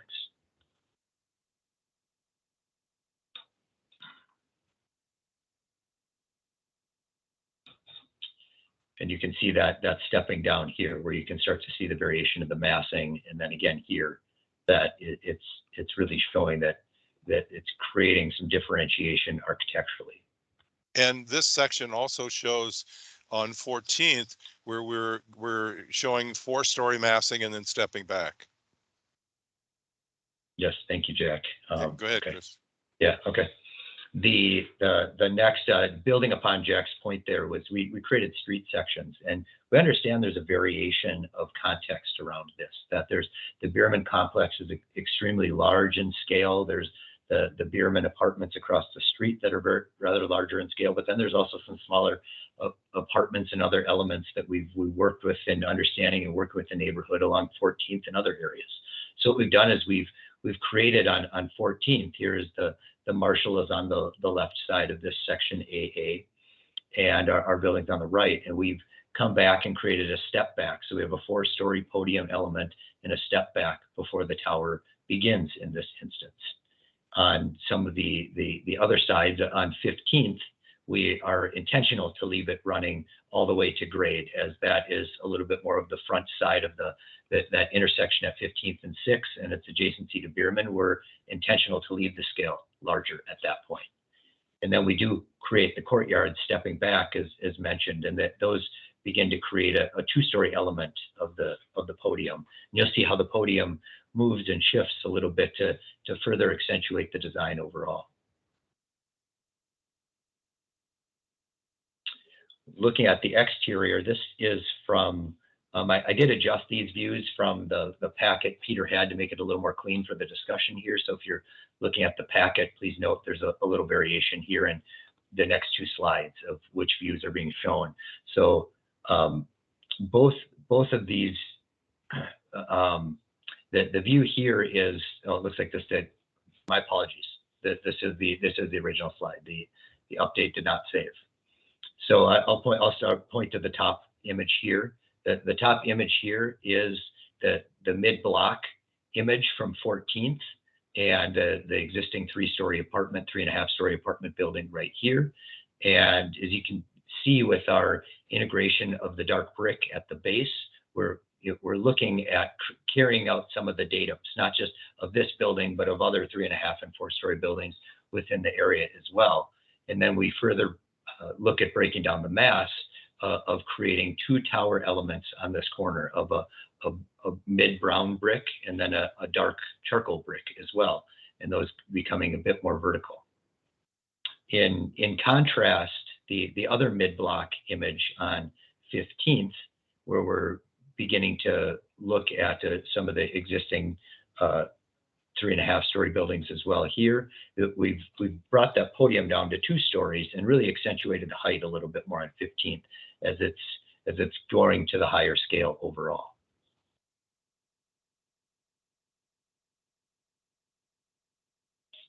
The bottom image here is really that primary corner at 15th and 6th. You're seeing the 2-story lobby through here and a strong articulation of being, a bit more massive in our intentionality of that feeling overall of that side. And then you're seeing the breaking down of the building into different elements as we're working through the site as well.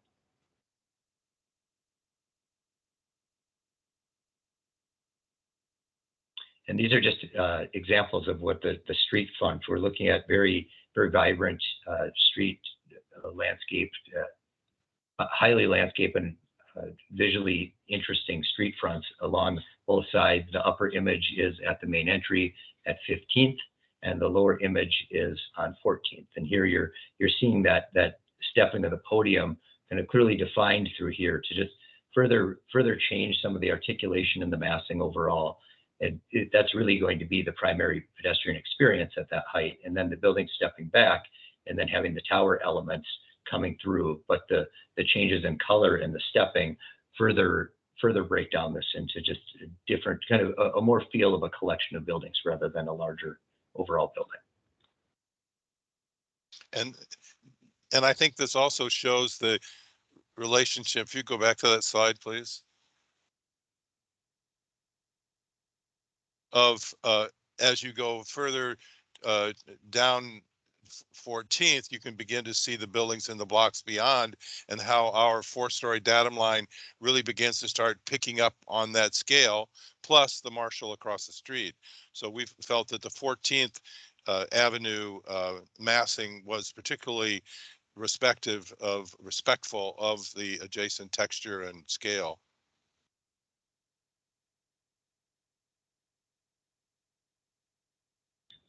Materiality wise, we are looking at the primary materials of being a dark charcoal brick that you're seeing in the tower elements, as well as along the base of within the podium of the building, and then a brown or kind of a mid-tone brown brick as the other major kind of vertical element.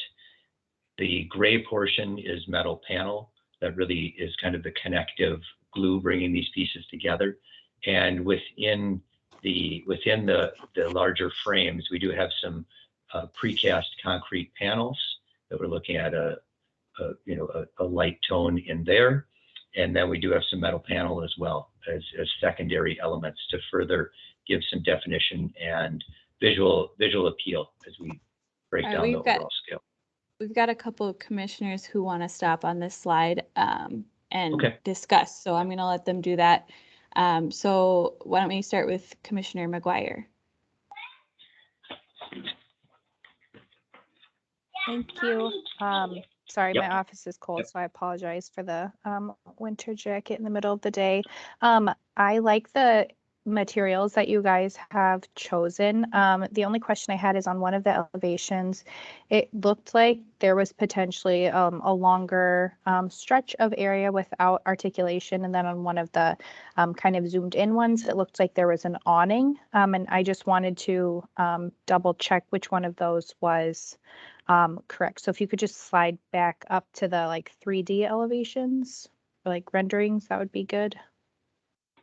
Sure, one moment. Thanks.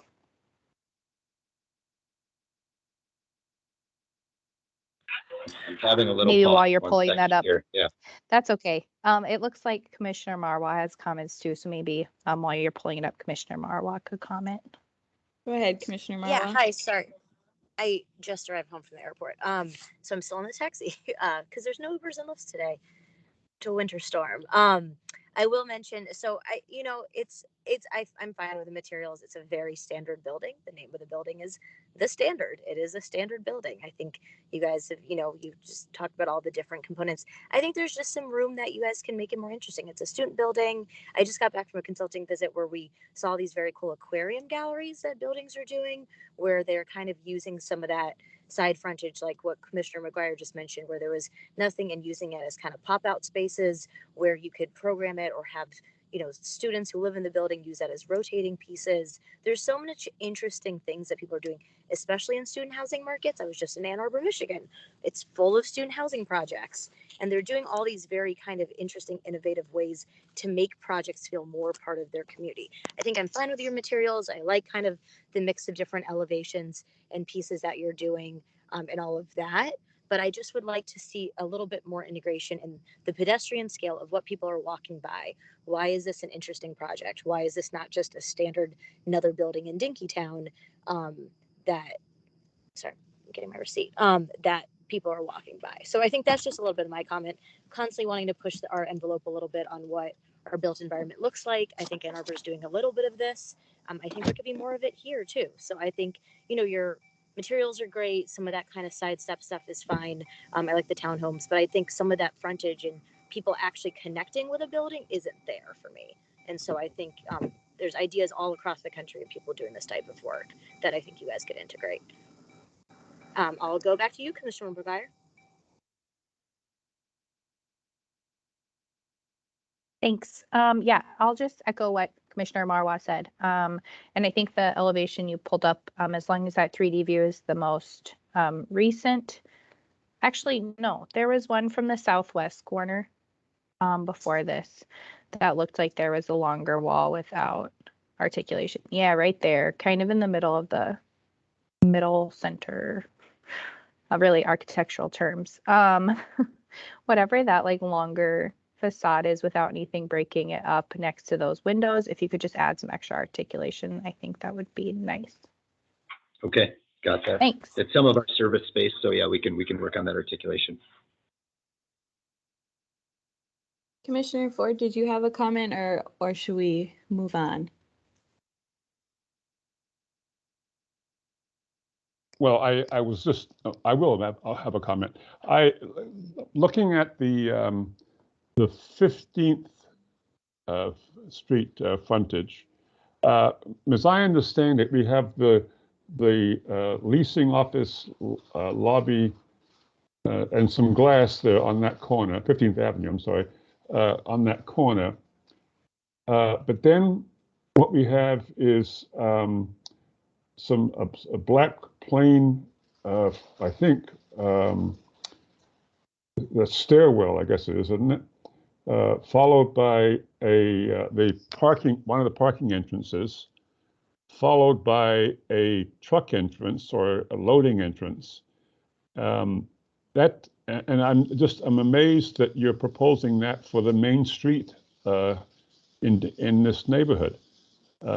You've got all kinds of pedestrian and bicycle and truck interactions that don't seem to me very healthy. You've got a busy street anyway. And I really am quite perplexed as to why all this fairly boring stuff, not to mention dangerous, is sitting here on this major street. Fair comments. What we're really looking at was trying to create focusing more on the neighborhood connectivity along 6th and 14th, and that's where we're focusing the townhomes a bit more. And we were internally weighing which side and area for this to go upon, and this is where we landed. But we're hearing the comments.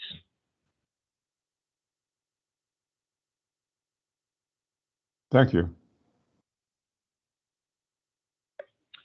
As a follow-up question to that, if we were to move the loading to 6th, how do commissioners feel about us maintaining the auto entry curb cut upon 15th?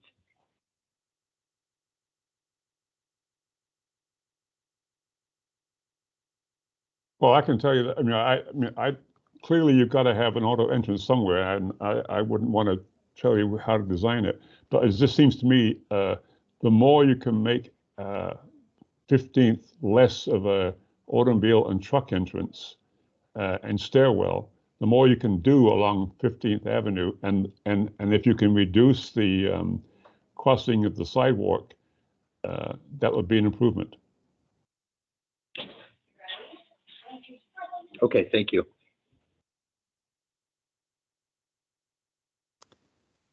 All right, we interrupted you, so if there's anything else you have to present, you can go ahead. Otherwise, we'll open it up to any more comments from commissioners. No, that was a good slide for us to end on. All right. Commissioners, any other feedback or discussion on this item? Commissioner Baxley. Thanks, Commissioner. Thanks, Jack and Chris, for your presentation. It's nice to see the development coming along in the articulation of the towers specifically. I think they are a lovely proportion. It's the light material, I think, that I'm reacting to inside of those. You know, I think you could have the dark tower, those infill panels could be a subtle, darker version of that. So it has a little bit more monumentality. In the red tower, maybe it's a little play on the red. So it isn't the same sort of lightness. So that becomes a little bit more solid and less spidery. But I think the proportions are lovely. I think that works really well. And the light material that's the sort of infill, the recesses. Is that precast or is that metal panel? Am I within the tower grids? It's precast with connecting the tower portions of metal panel. In between, okay, yeah. Is that flat panel? Is there texture to it? There's a lot of that stuff, right? On the, I'll point out a few of the areas here. Yeah, thanks. Okay. I'll go to the elevation. It'll be a little easier flat. So we're calling out for just a smooth sandblast finish on the on precast panels, and on the metal panel itself, we haven't necessarily picked the final pattern of what that may be, but maybe that needs a little bit of movement to it to help balance some of the flatness. Maybe something. Yeah, I like the tower pieces. I just think the sandblasted precast should be in the dark tower, should be much darker, in the red tower redder. So really sort of play up the monumentality of those and really study then.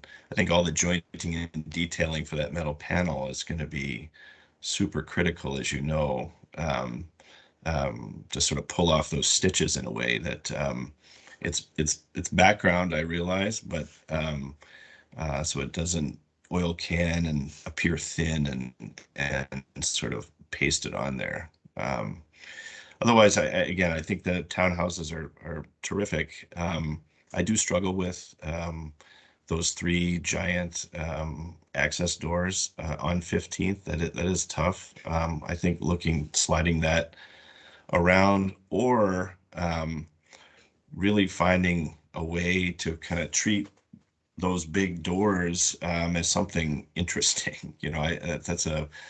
Typically those tend to be opaque, not very compelling parts of projects, and wondering if, because they're such an integral part of that pedestrian experience, is there a way to think of those in a different way, with lighting, a little bit more porosity, so they become dynamic, not sort of access doors. That would probably be, I would look at that first and then see if we couldn't slide the bike lounge around on 15th, make that more present, and find that access tucked around the corner. Might be nice to think about.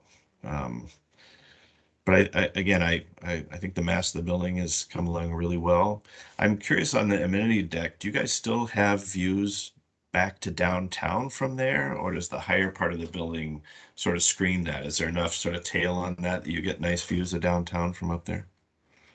So from that, the amenity deck is the downtown facing side.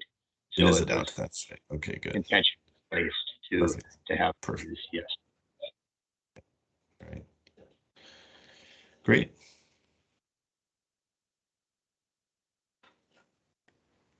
Commissioners, any other comments?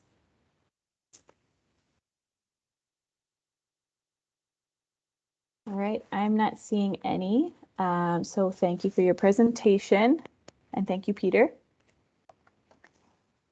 Up next is Thank you all. Up next is our final discussion item, 1901 26th Street East and 1860 28th Street East. Oh, and Peter is back for a third time. It's me again. Sorry, I just need to call this up really quick.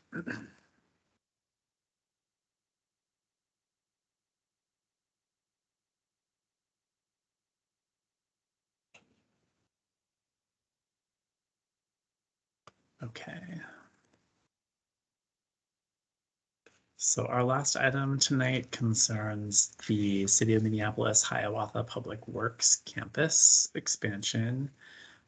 This is a property in the East Phillips neighborhood of South Minneapolis, and it is located on two parcels at 1901 25th Street Southeast and 1860 28th Street Southeast.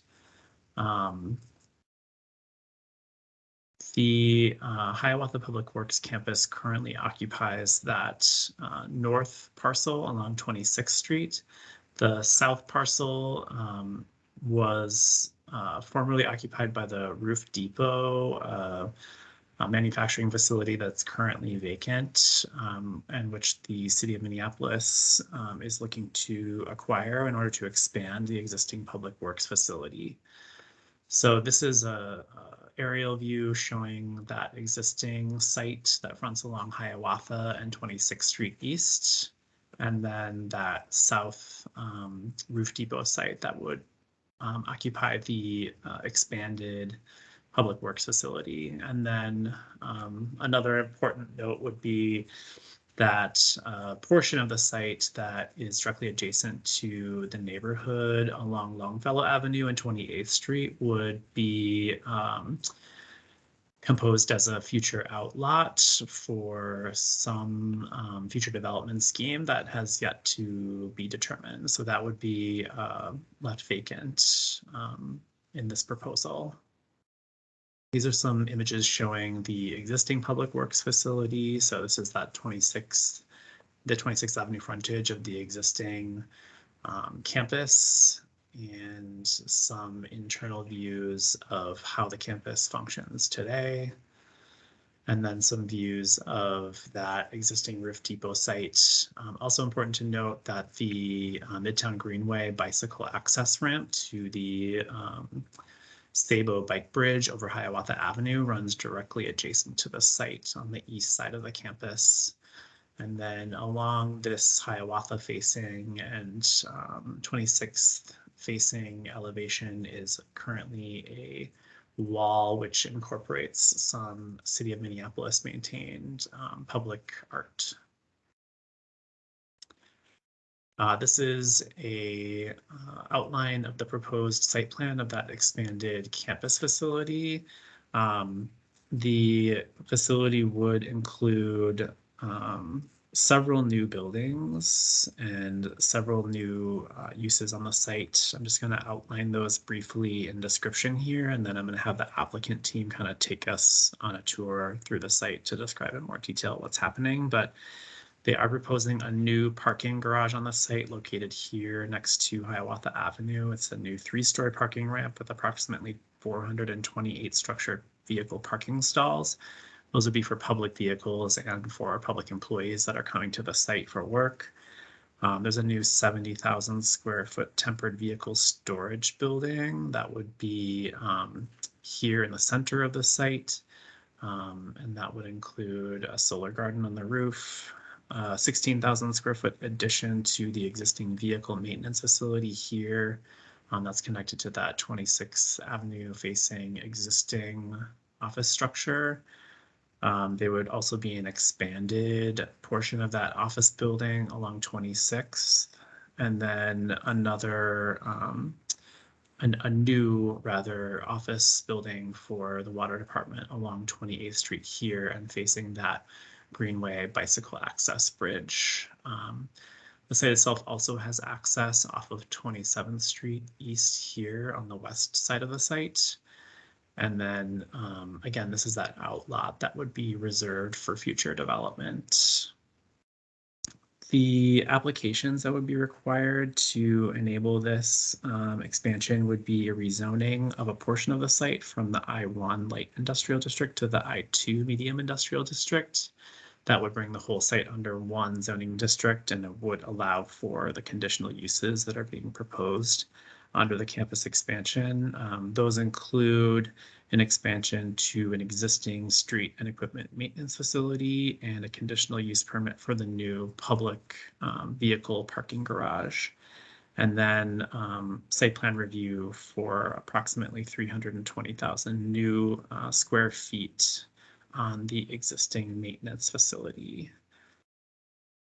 As far as feedback that is requested, we're just looking for general design feedback on the buildings, and particularly the public street and pathway facing elevations of the new additions to the project. There's Greenway adjacency here, 28th Street frontage here, and 26th Street frontage here. Additionally, the applicant's proposing some kind of unique treatments to the new parking garage that would be facing Hiawatha Avenue. I'll go to those images just to show briefly, and the applicant may want to elaborate on that, but that's going to be highly visible from that bicycle access and potentially from Hiawatha as well. Again, I think we're going to go in a little bit more detail to some of these elevations. But this is the elevation of that proposed parking garage along Hiawatha. They're proposing a perforated metal panel that would be kind of modulated in this pattern here to add visual interest to that public facing elevation of that parking garage. And then additionally, we'd be looking at a screening proposal for the outlot. So there's going to be kind of a large portion of the site that's going to be vacant until some future development scheme is developed for this southwest portion of the site. So the applicant's proposing kind of a screening condition along that edge of the outlot, which would have some kind of future development, likely a mixed use development. And then, so looking for feedback on how that edge treatment is or is not successful there. I'll pause there. I know that Chris Backus from Public Works is here, and I think that there are members of the architectural team as well. And I can take direction from them in terms of where to go in the very comprehensive document here in terms of how to best outline the project. But I can also take questions from the commission if there are any ahead of time.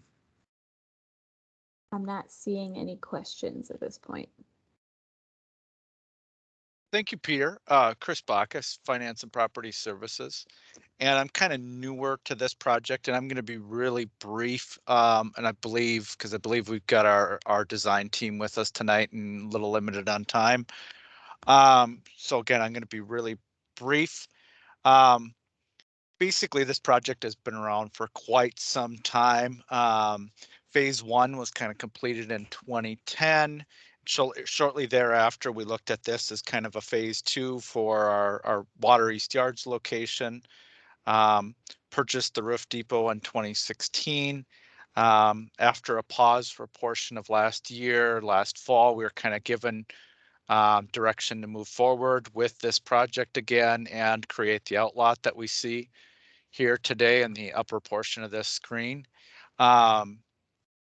And so that's approximately 3 acres that we're kind of leaving out. And Peter talked about this the screening to that site.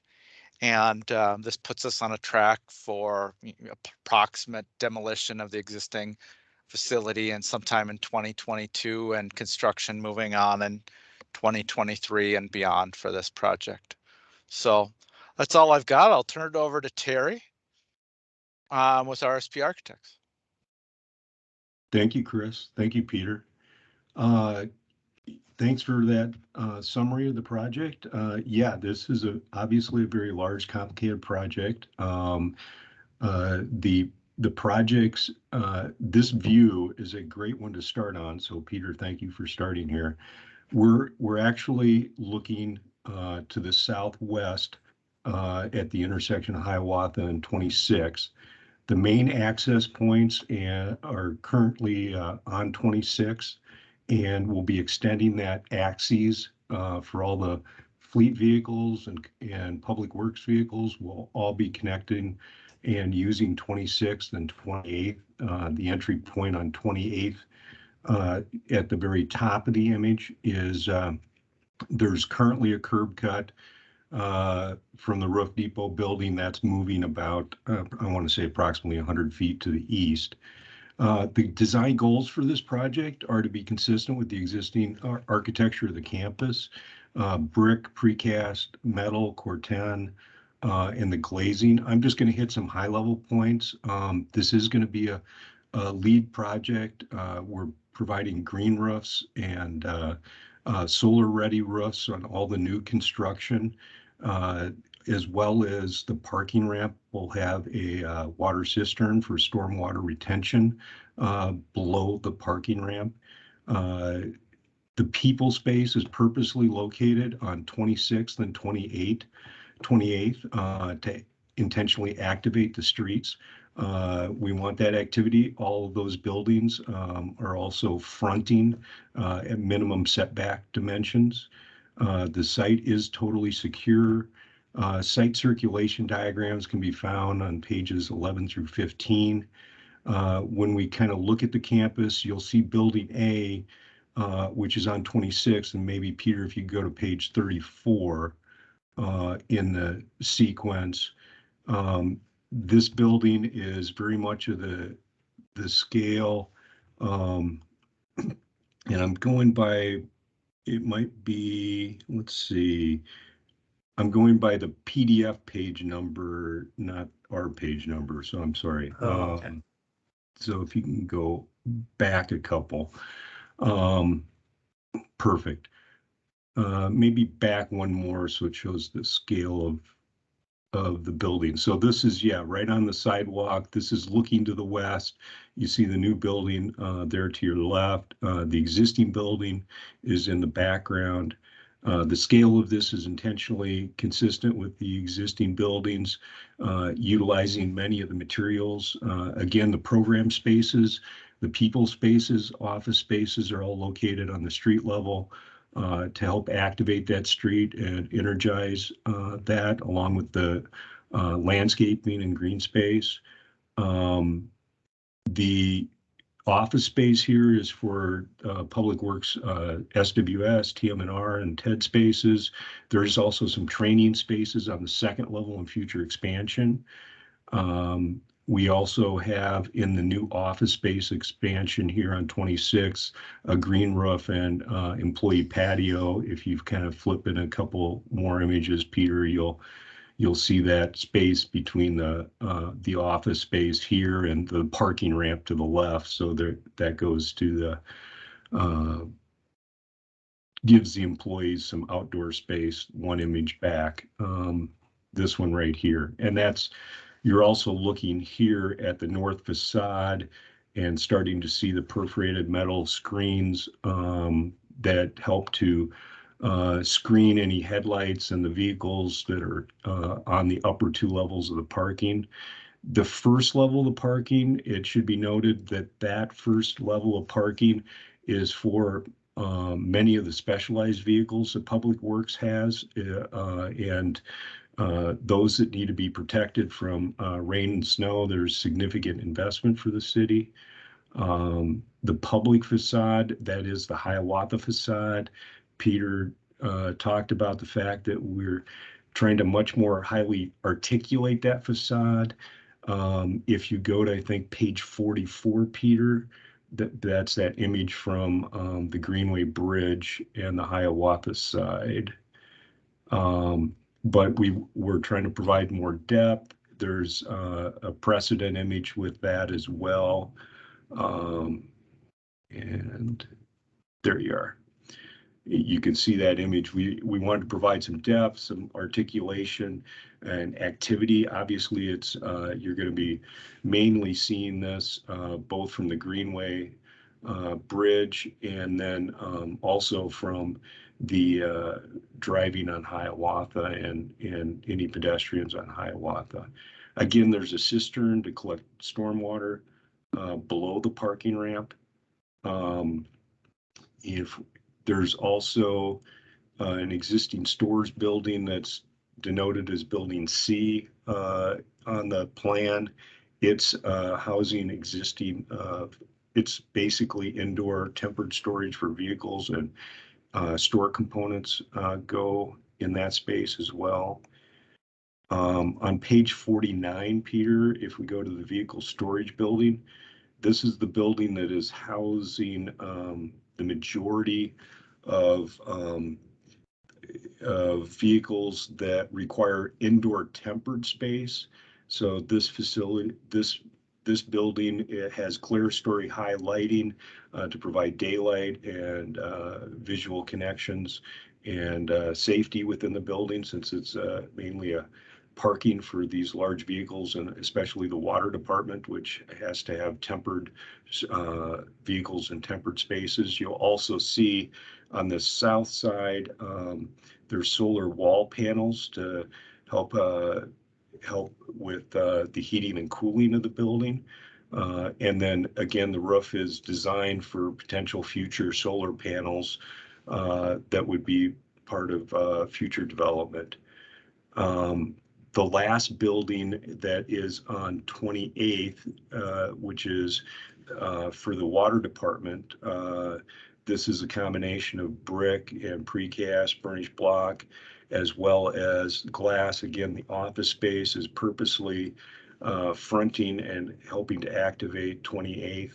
You'll also see in the slides here and with the landscape portion, the Greenway bike path is extended along this route. There's a couple sections that show this is meant to be a companion path with pedestrians and bikes, and the Greenway crossing obviously goes across 28 there. You'll also see green screens on the building, again, more solar walls, and the building fronts right along that Greenway, similar to the way the Roof Depot building did. So that's kind of the quick summary. I know there's a lot to absorb with this project, and happy to answer questions. Thank you. Commissioner Alper has a question. Thanks. Yes, I have a few questions and then I just have a few comments. So first of all, I'm wondering, is a TDM plan required for this expansion, this project? Can you repeat that? Oh, yes. Is a transportation demand management plan required for this project? This is Peter.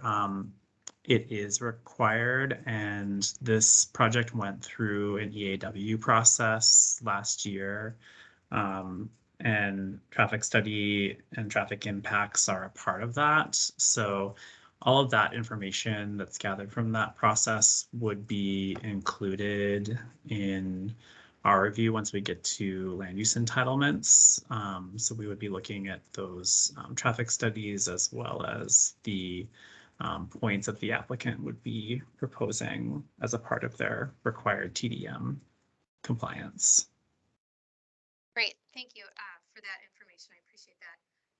And then I'm wondering, I saw in policy 16 of the comprehensive plan, which talks about environmental impacts of transportation. It says under the action steps, the city will, action step K, document and publish the anticipated greenhouse gas impact of every major city infrastructure project. Is that happening? Has that been done already? I guess this is for Peter, if you happen to know. Yeah, so the EAW process looks at all kinds of different impacts, and I know that traffic was a big focus of the conversation around that process. I don't have all of the details to share tonight about what was discovered through that, but all of that is public information. So any of the findings of fact from that EAW process would be available on the city website. And then again, we'll revisit some of those bigger issues in the actual analysis of the project once we get to that point. Great, thank you. I appreciate that. So I guess I am curious. Okay, so on page 68, I believe, of the packet, or of the, if you're willing to go there, there's an interior patio.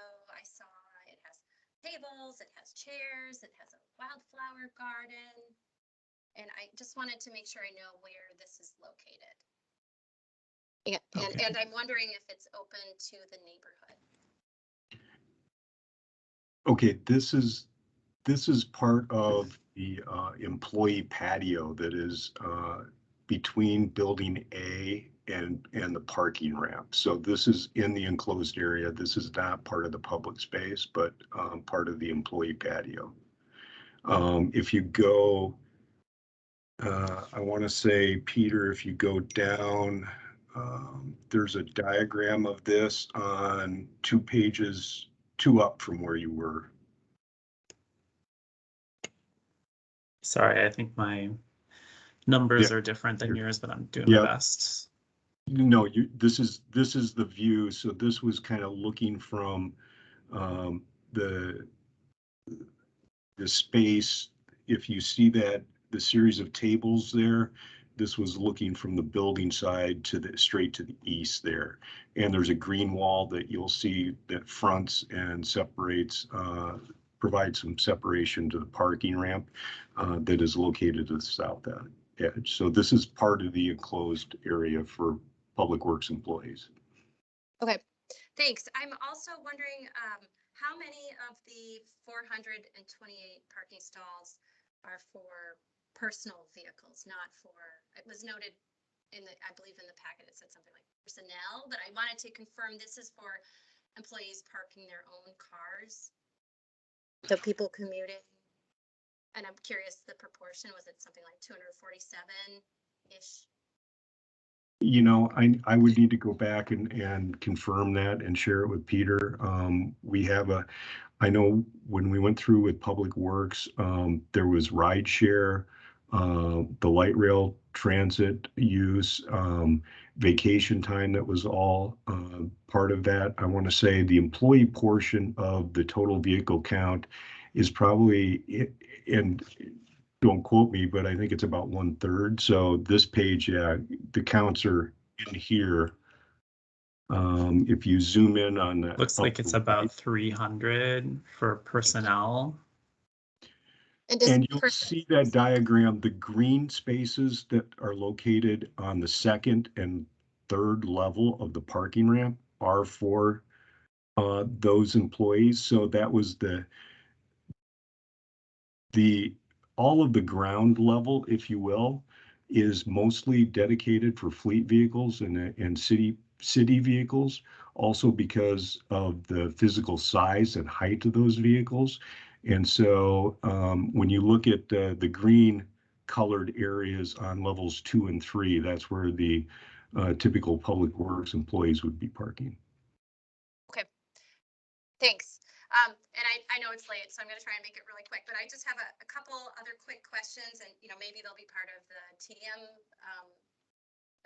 point system that we'll see in the future. But I guess I'm wondering what price will employees be charged for parking?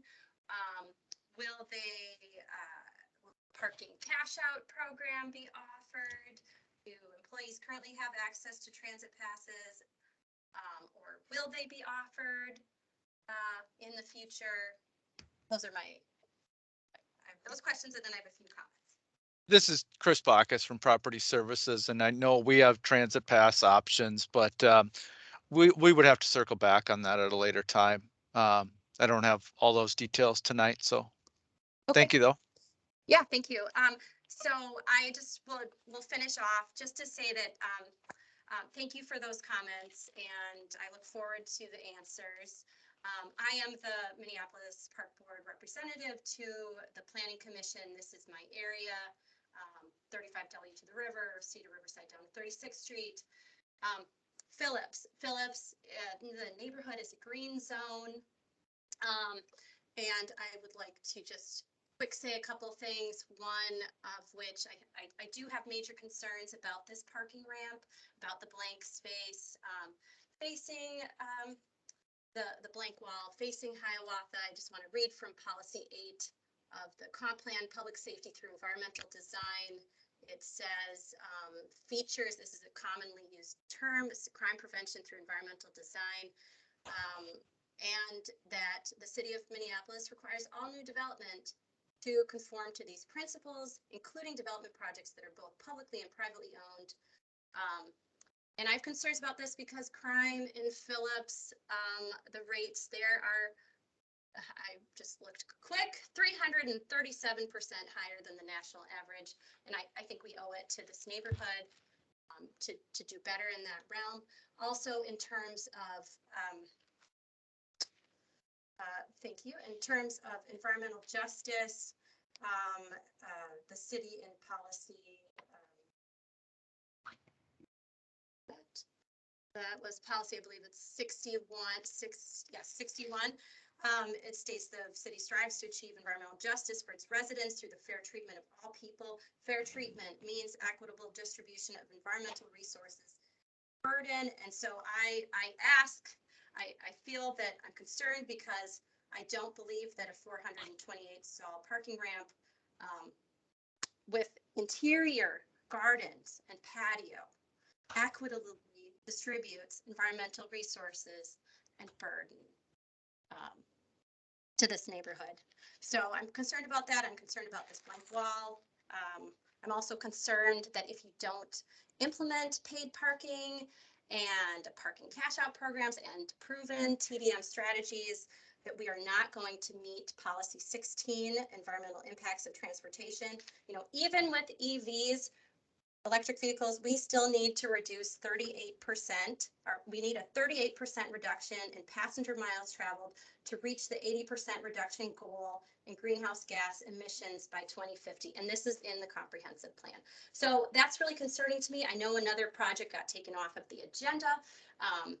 It's the Century Plaza acquisition on, apologies.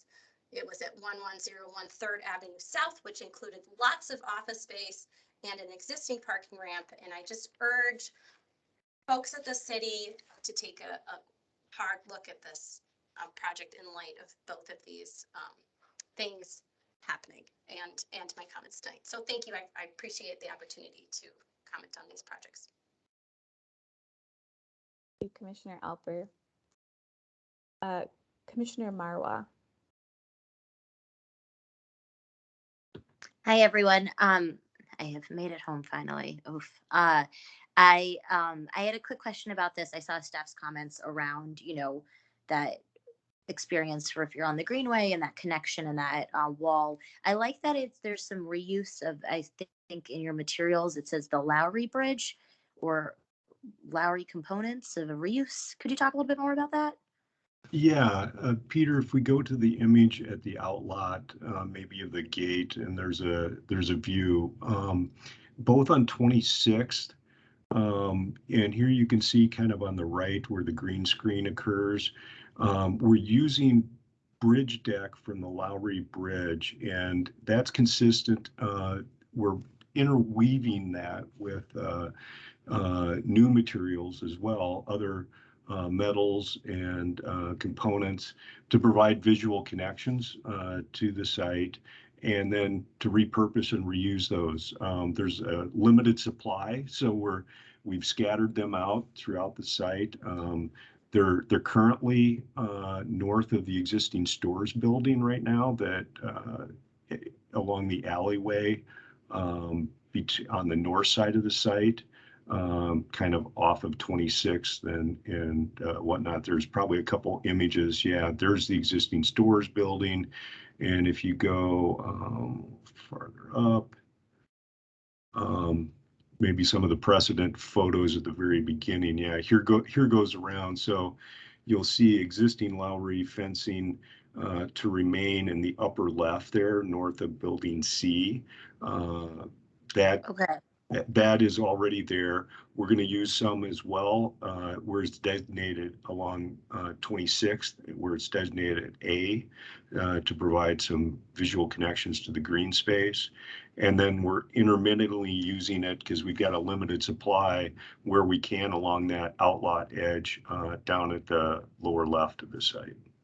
Okay, so I really like the reusing, the repurposing of that, that fence. I think it's also visually more interesting than most fences you see. So I really appreciate that. I think you could intersperse it with something more interesting than just kind of new fencing. I mean, think about the Greenway, about people use this as a commuter rail, like commuter riding trail every day, right?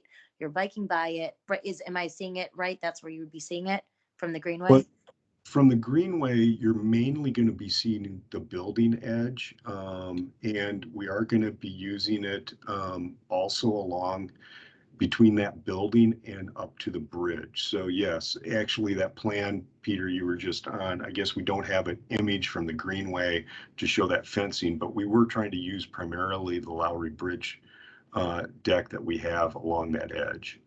Okay. I just think you can, again, like thinking about the people who will be going around this behemoth of this space every day, right? You'll be taking the trail, you'll be walking around this building. Think about it from their perspective of what they're seeing. So when you're thinking about this plan of it, is that I think that repurposed fencing is a great idea, but I also think interspersing it, you could do more like decorative elements. So instead of just a different type of fence, put in, panel walls where artists can do, murals or storytelling pieces on it. If you think about more of that connection of how that space is reconnected back to the community, because this is what the people are going to be seeing. It doesn't matter, I think repurposing fencing is great. You're reusing an element and, metal and all this stuff. But I think rather than just thinking that you have to fill it with other fence, there's ways to look around that doesn't just have to be other fencing, especially given that people are going to be the people on the other side of this fence that they look at of this building every day. And so does that make sense? It totally does. And actually, Jeff is on from Damon Farber, and that's actually one of the things we were talking about, is providing a palette for art interpretations along that fence as well. So, I think those comments are very good. Totally agree. And then my other question was, I see that you have those solar gardens, which I think is great for the rooftops.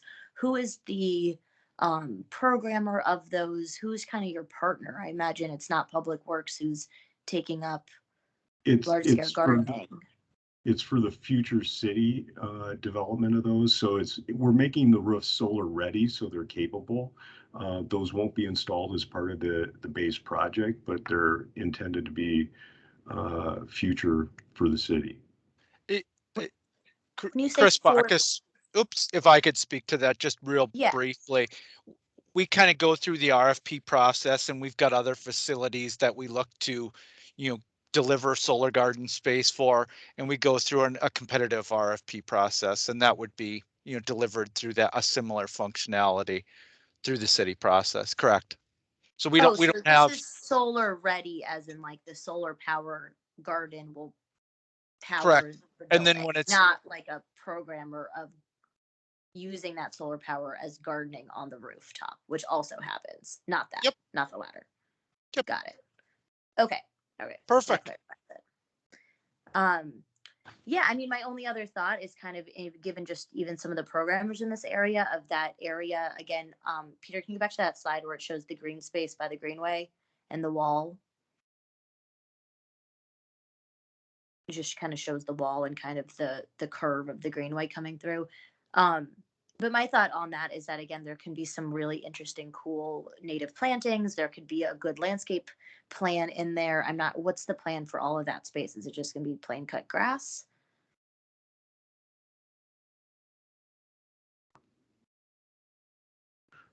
Hi, this is Jeff McMenamin with Damon Farber. We're the landscape architects on the design team.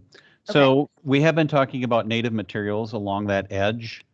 And as you can see in this slide here, we're also looking at incorporating vines on these panels. We're calling them green screens, so that there's some green on there year round. It's also difficult to see in this slide a little. There's a couple of guys there against the brick wall. There is a plan view probably down near the bottom of this slide deck, Peter, that does show where there's a small, maybe, there you go. There's a small patio there on the southeast corner of the project. There's a bench. There's a kiosk with some trail signage on it.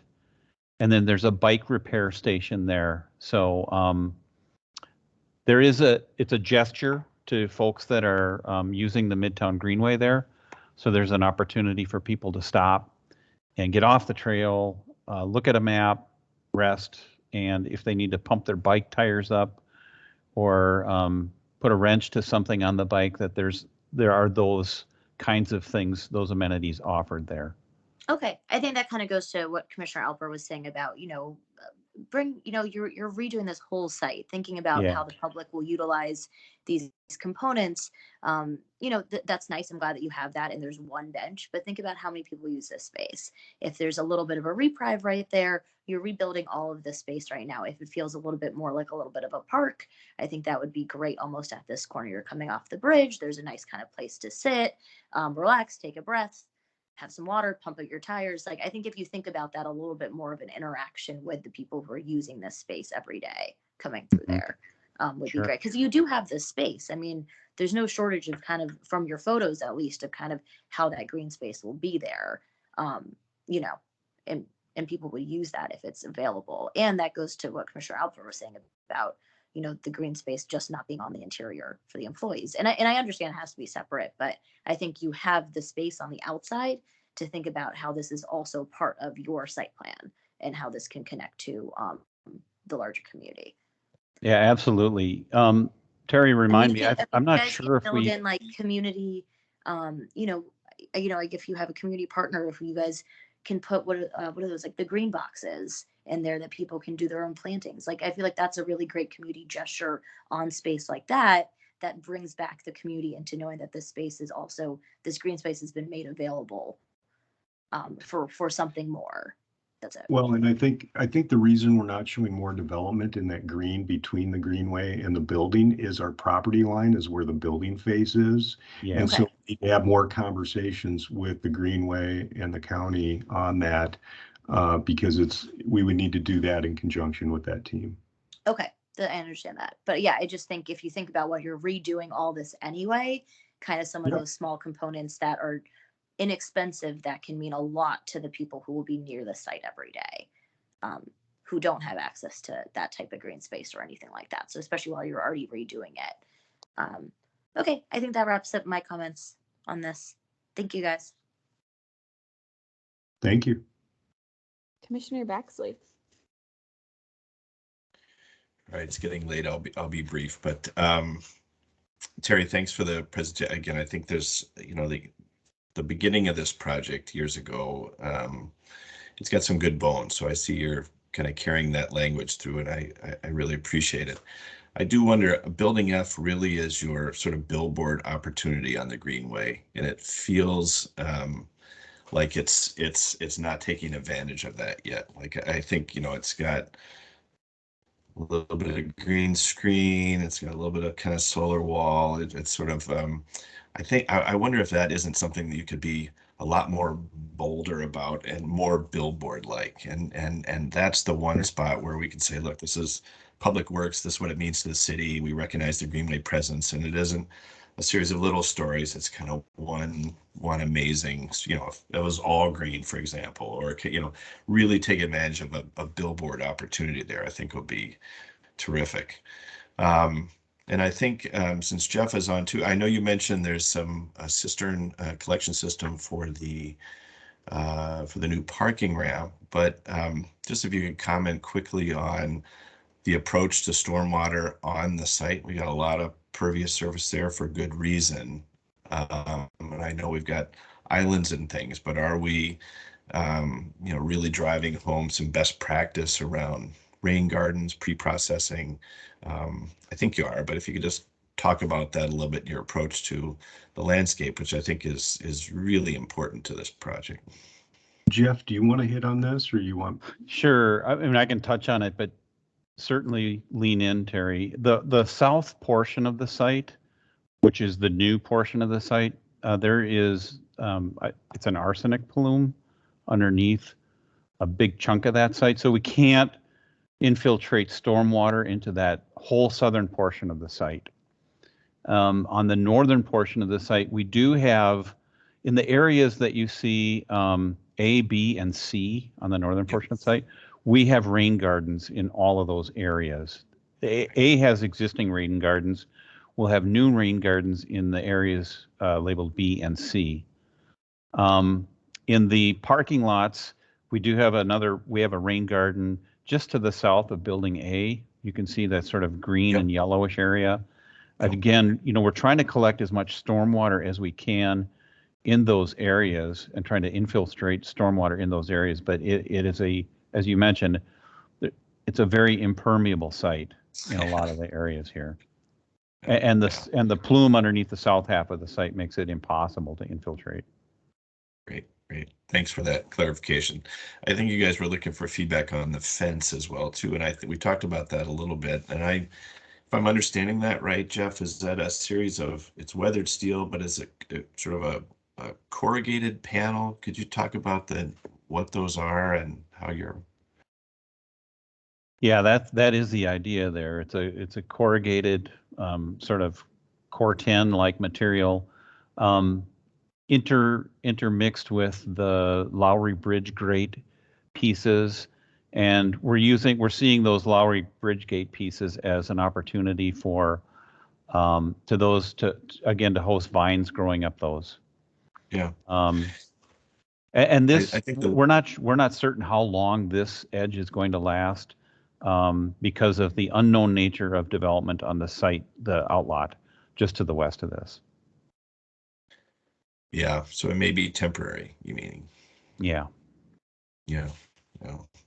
Yeah, that's good to remember. I mean, I guess I worry a little bit about the corrugated metal. It sort of looks like something there's a salvage yard on the other side. You're going to put some temporary corrugated metal panels to separate the public off from that. I think you got to be careful with, so it doesn't look like whether it's the edge detail or how it meets the ground or kind of how the posting works or how the seaming, even if it is temporary, to kind of be careful with that sort of application of big corrugated sheet metal. If it's weathered, that's great. At least it's changing. It's kind of morphing over time, but I think one of the other things we wanted to make sure we're doing with this, any of the fencing, is creating some articulation and depth. So, I mean, we're talking about layering that fencing too. So I think good point about the corrugated metal. We can also look at some other options with that.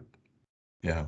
I mean, I think you just got to be careful about how, and take advantage of how it's seamed or how, and create that some additional shadow layers, Terry, or some articulation to kind of, take advantage of the sunshine and how it changes over time as it passes over the wall. But terrific to see this moving ahead. It's great.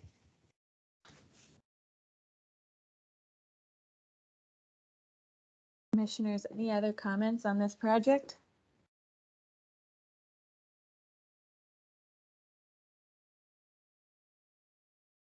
All right, I'm not seeing any, so thank you, Peter, and thank you to the project team for presenting.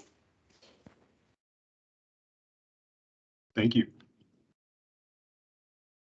All right, so we're done with all of our discussion items this evening. Kimberly, are there any updates?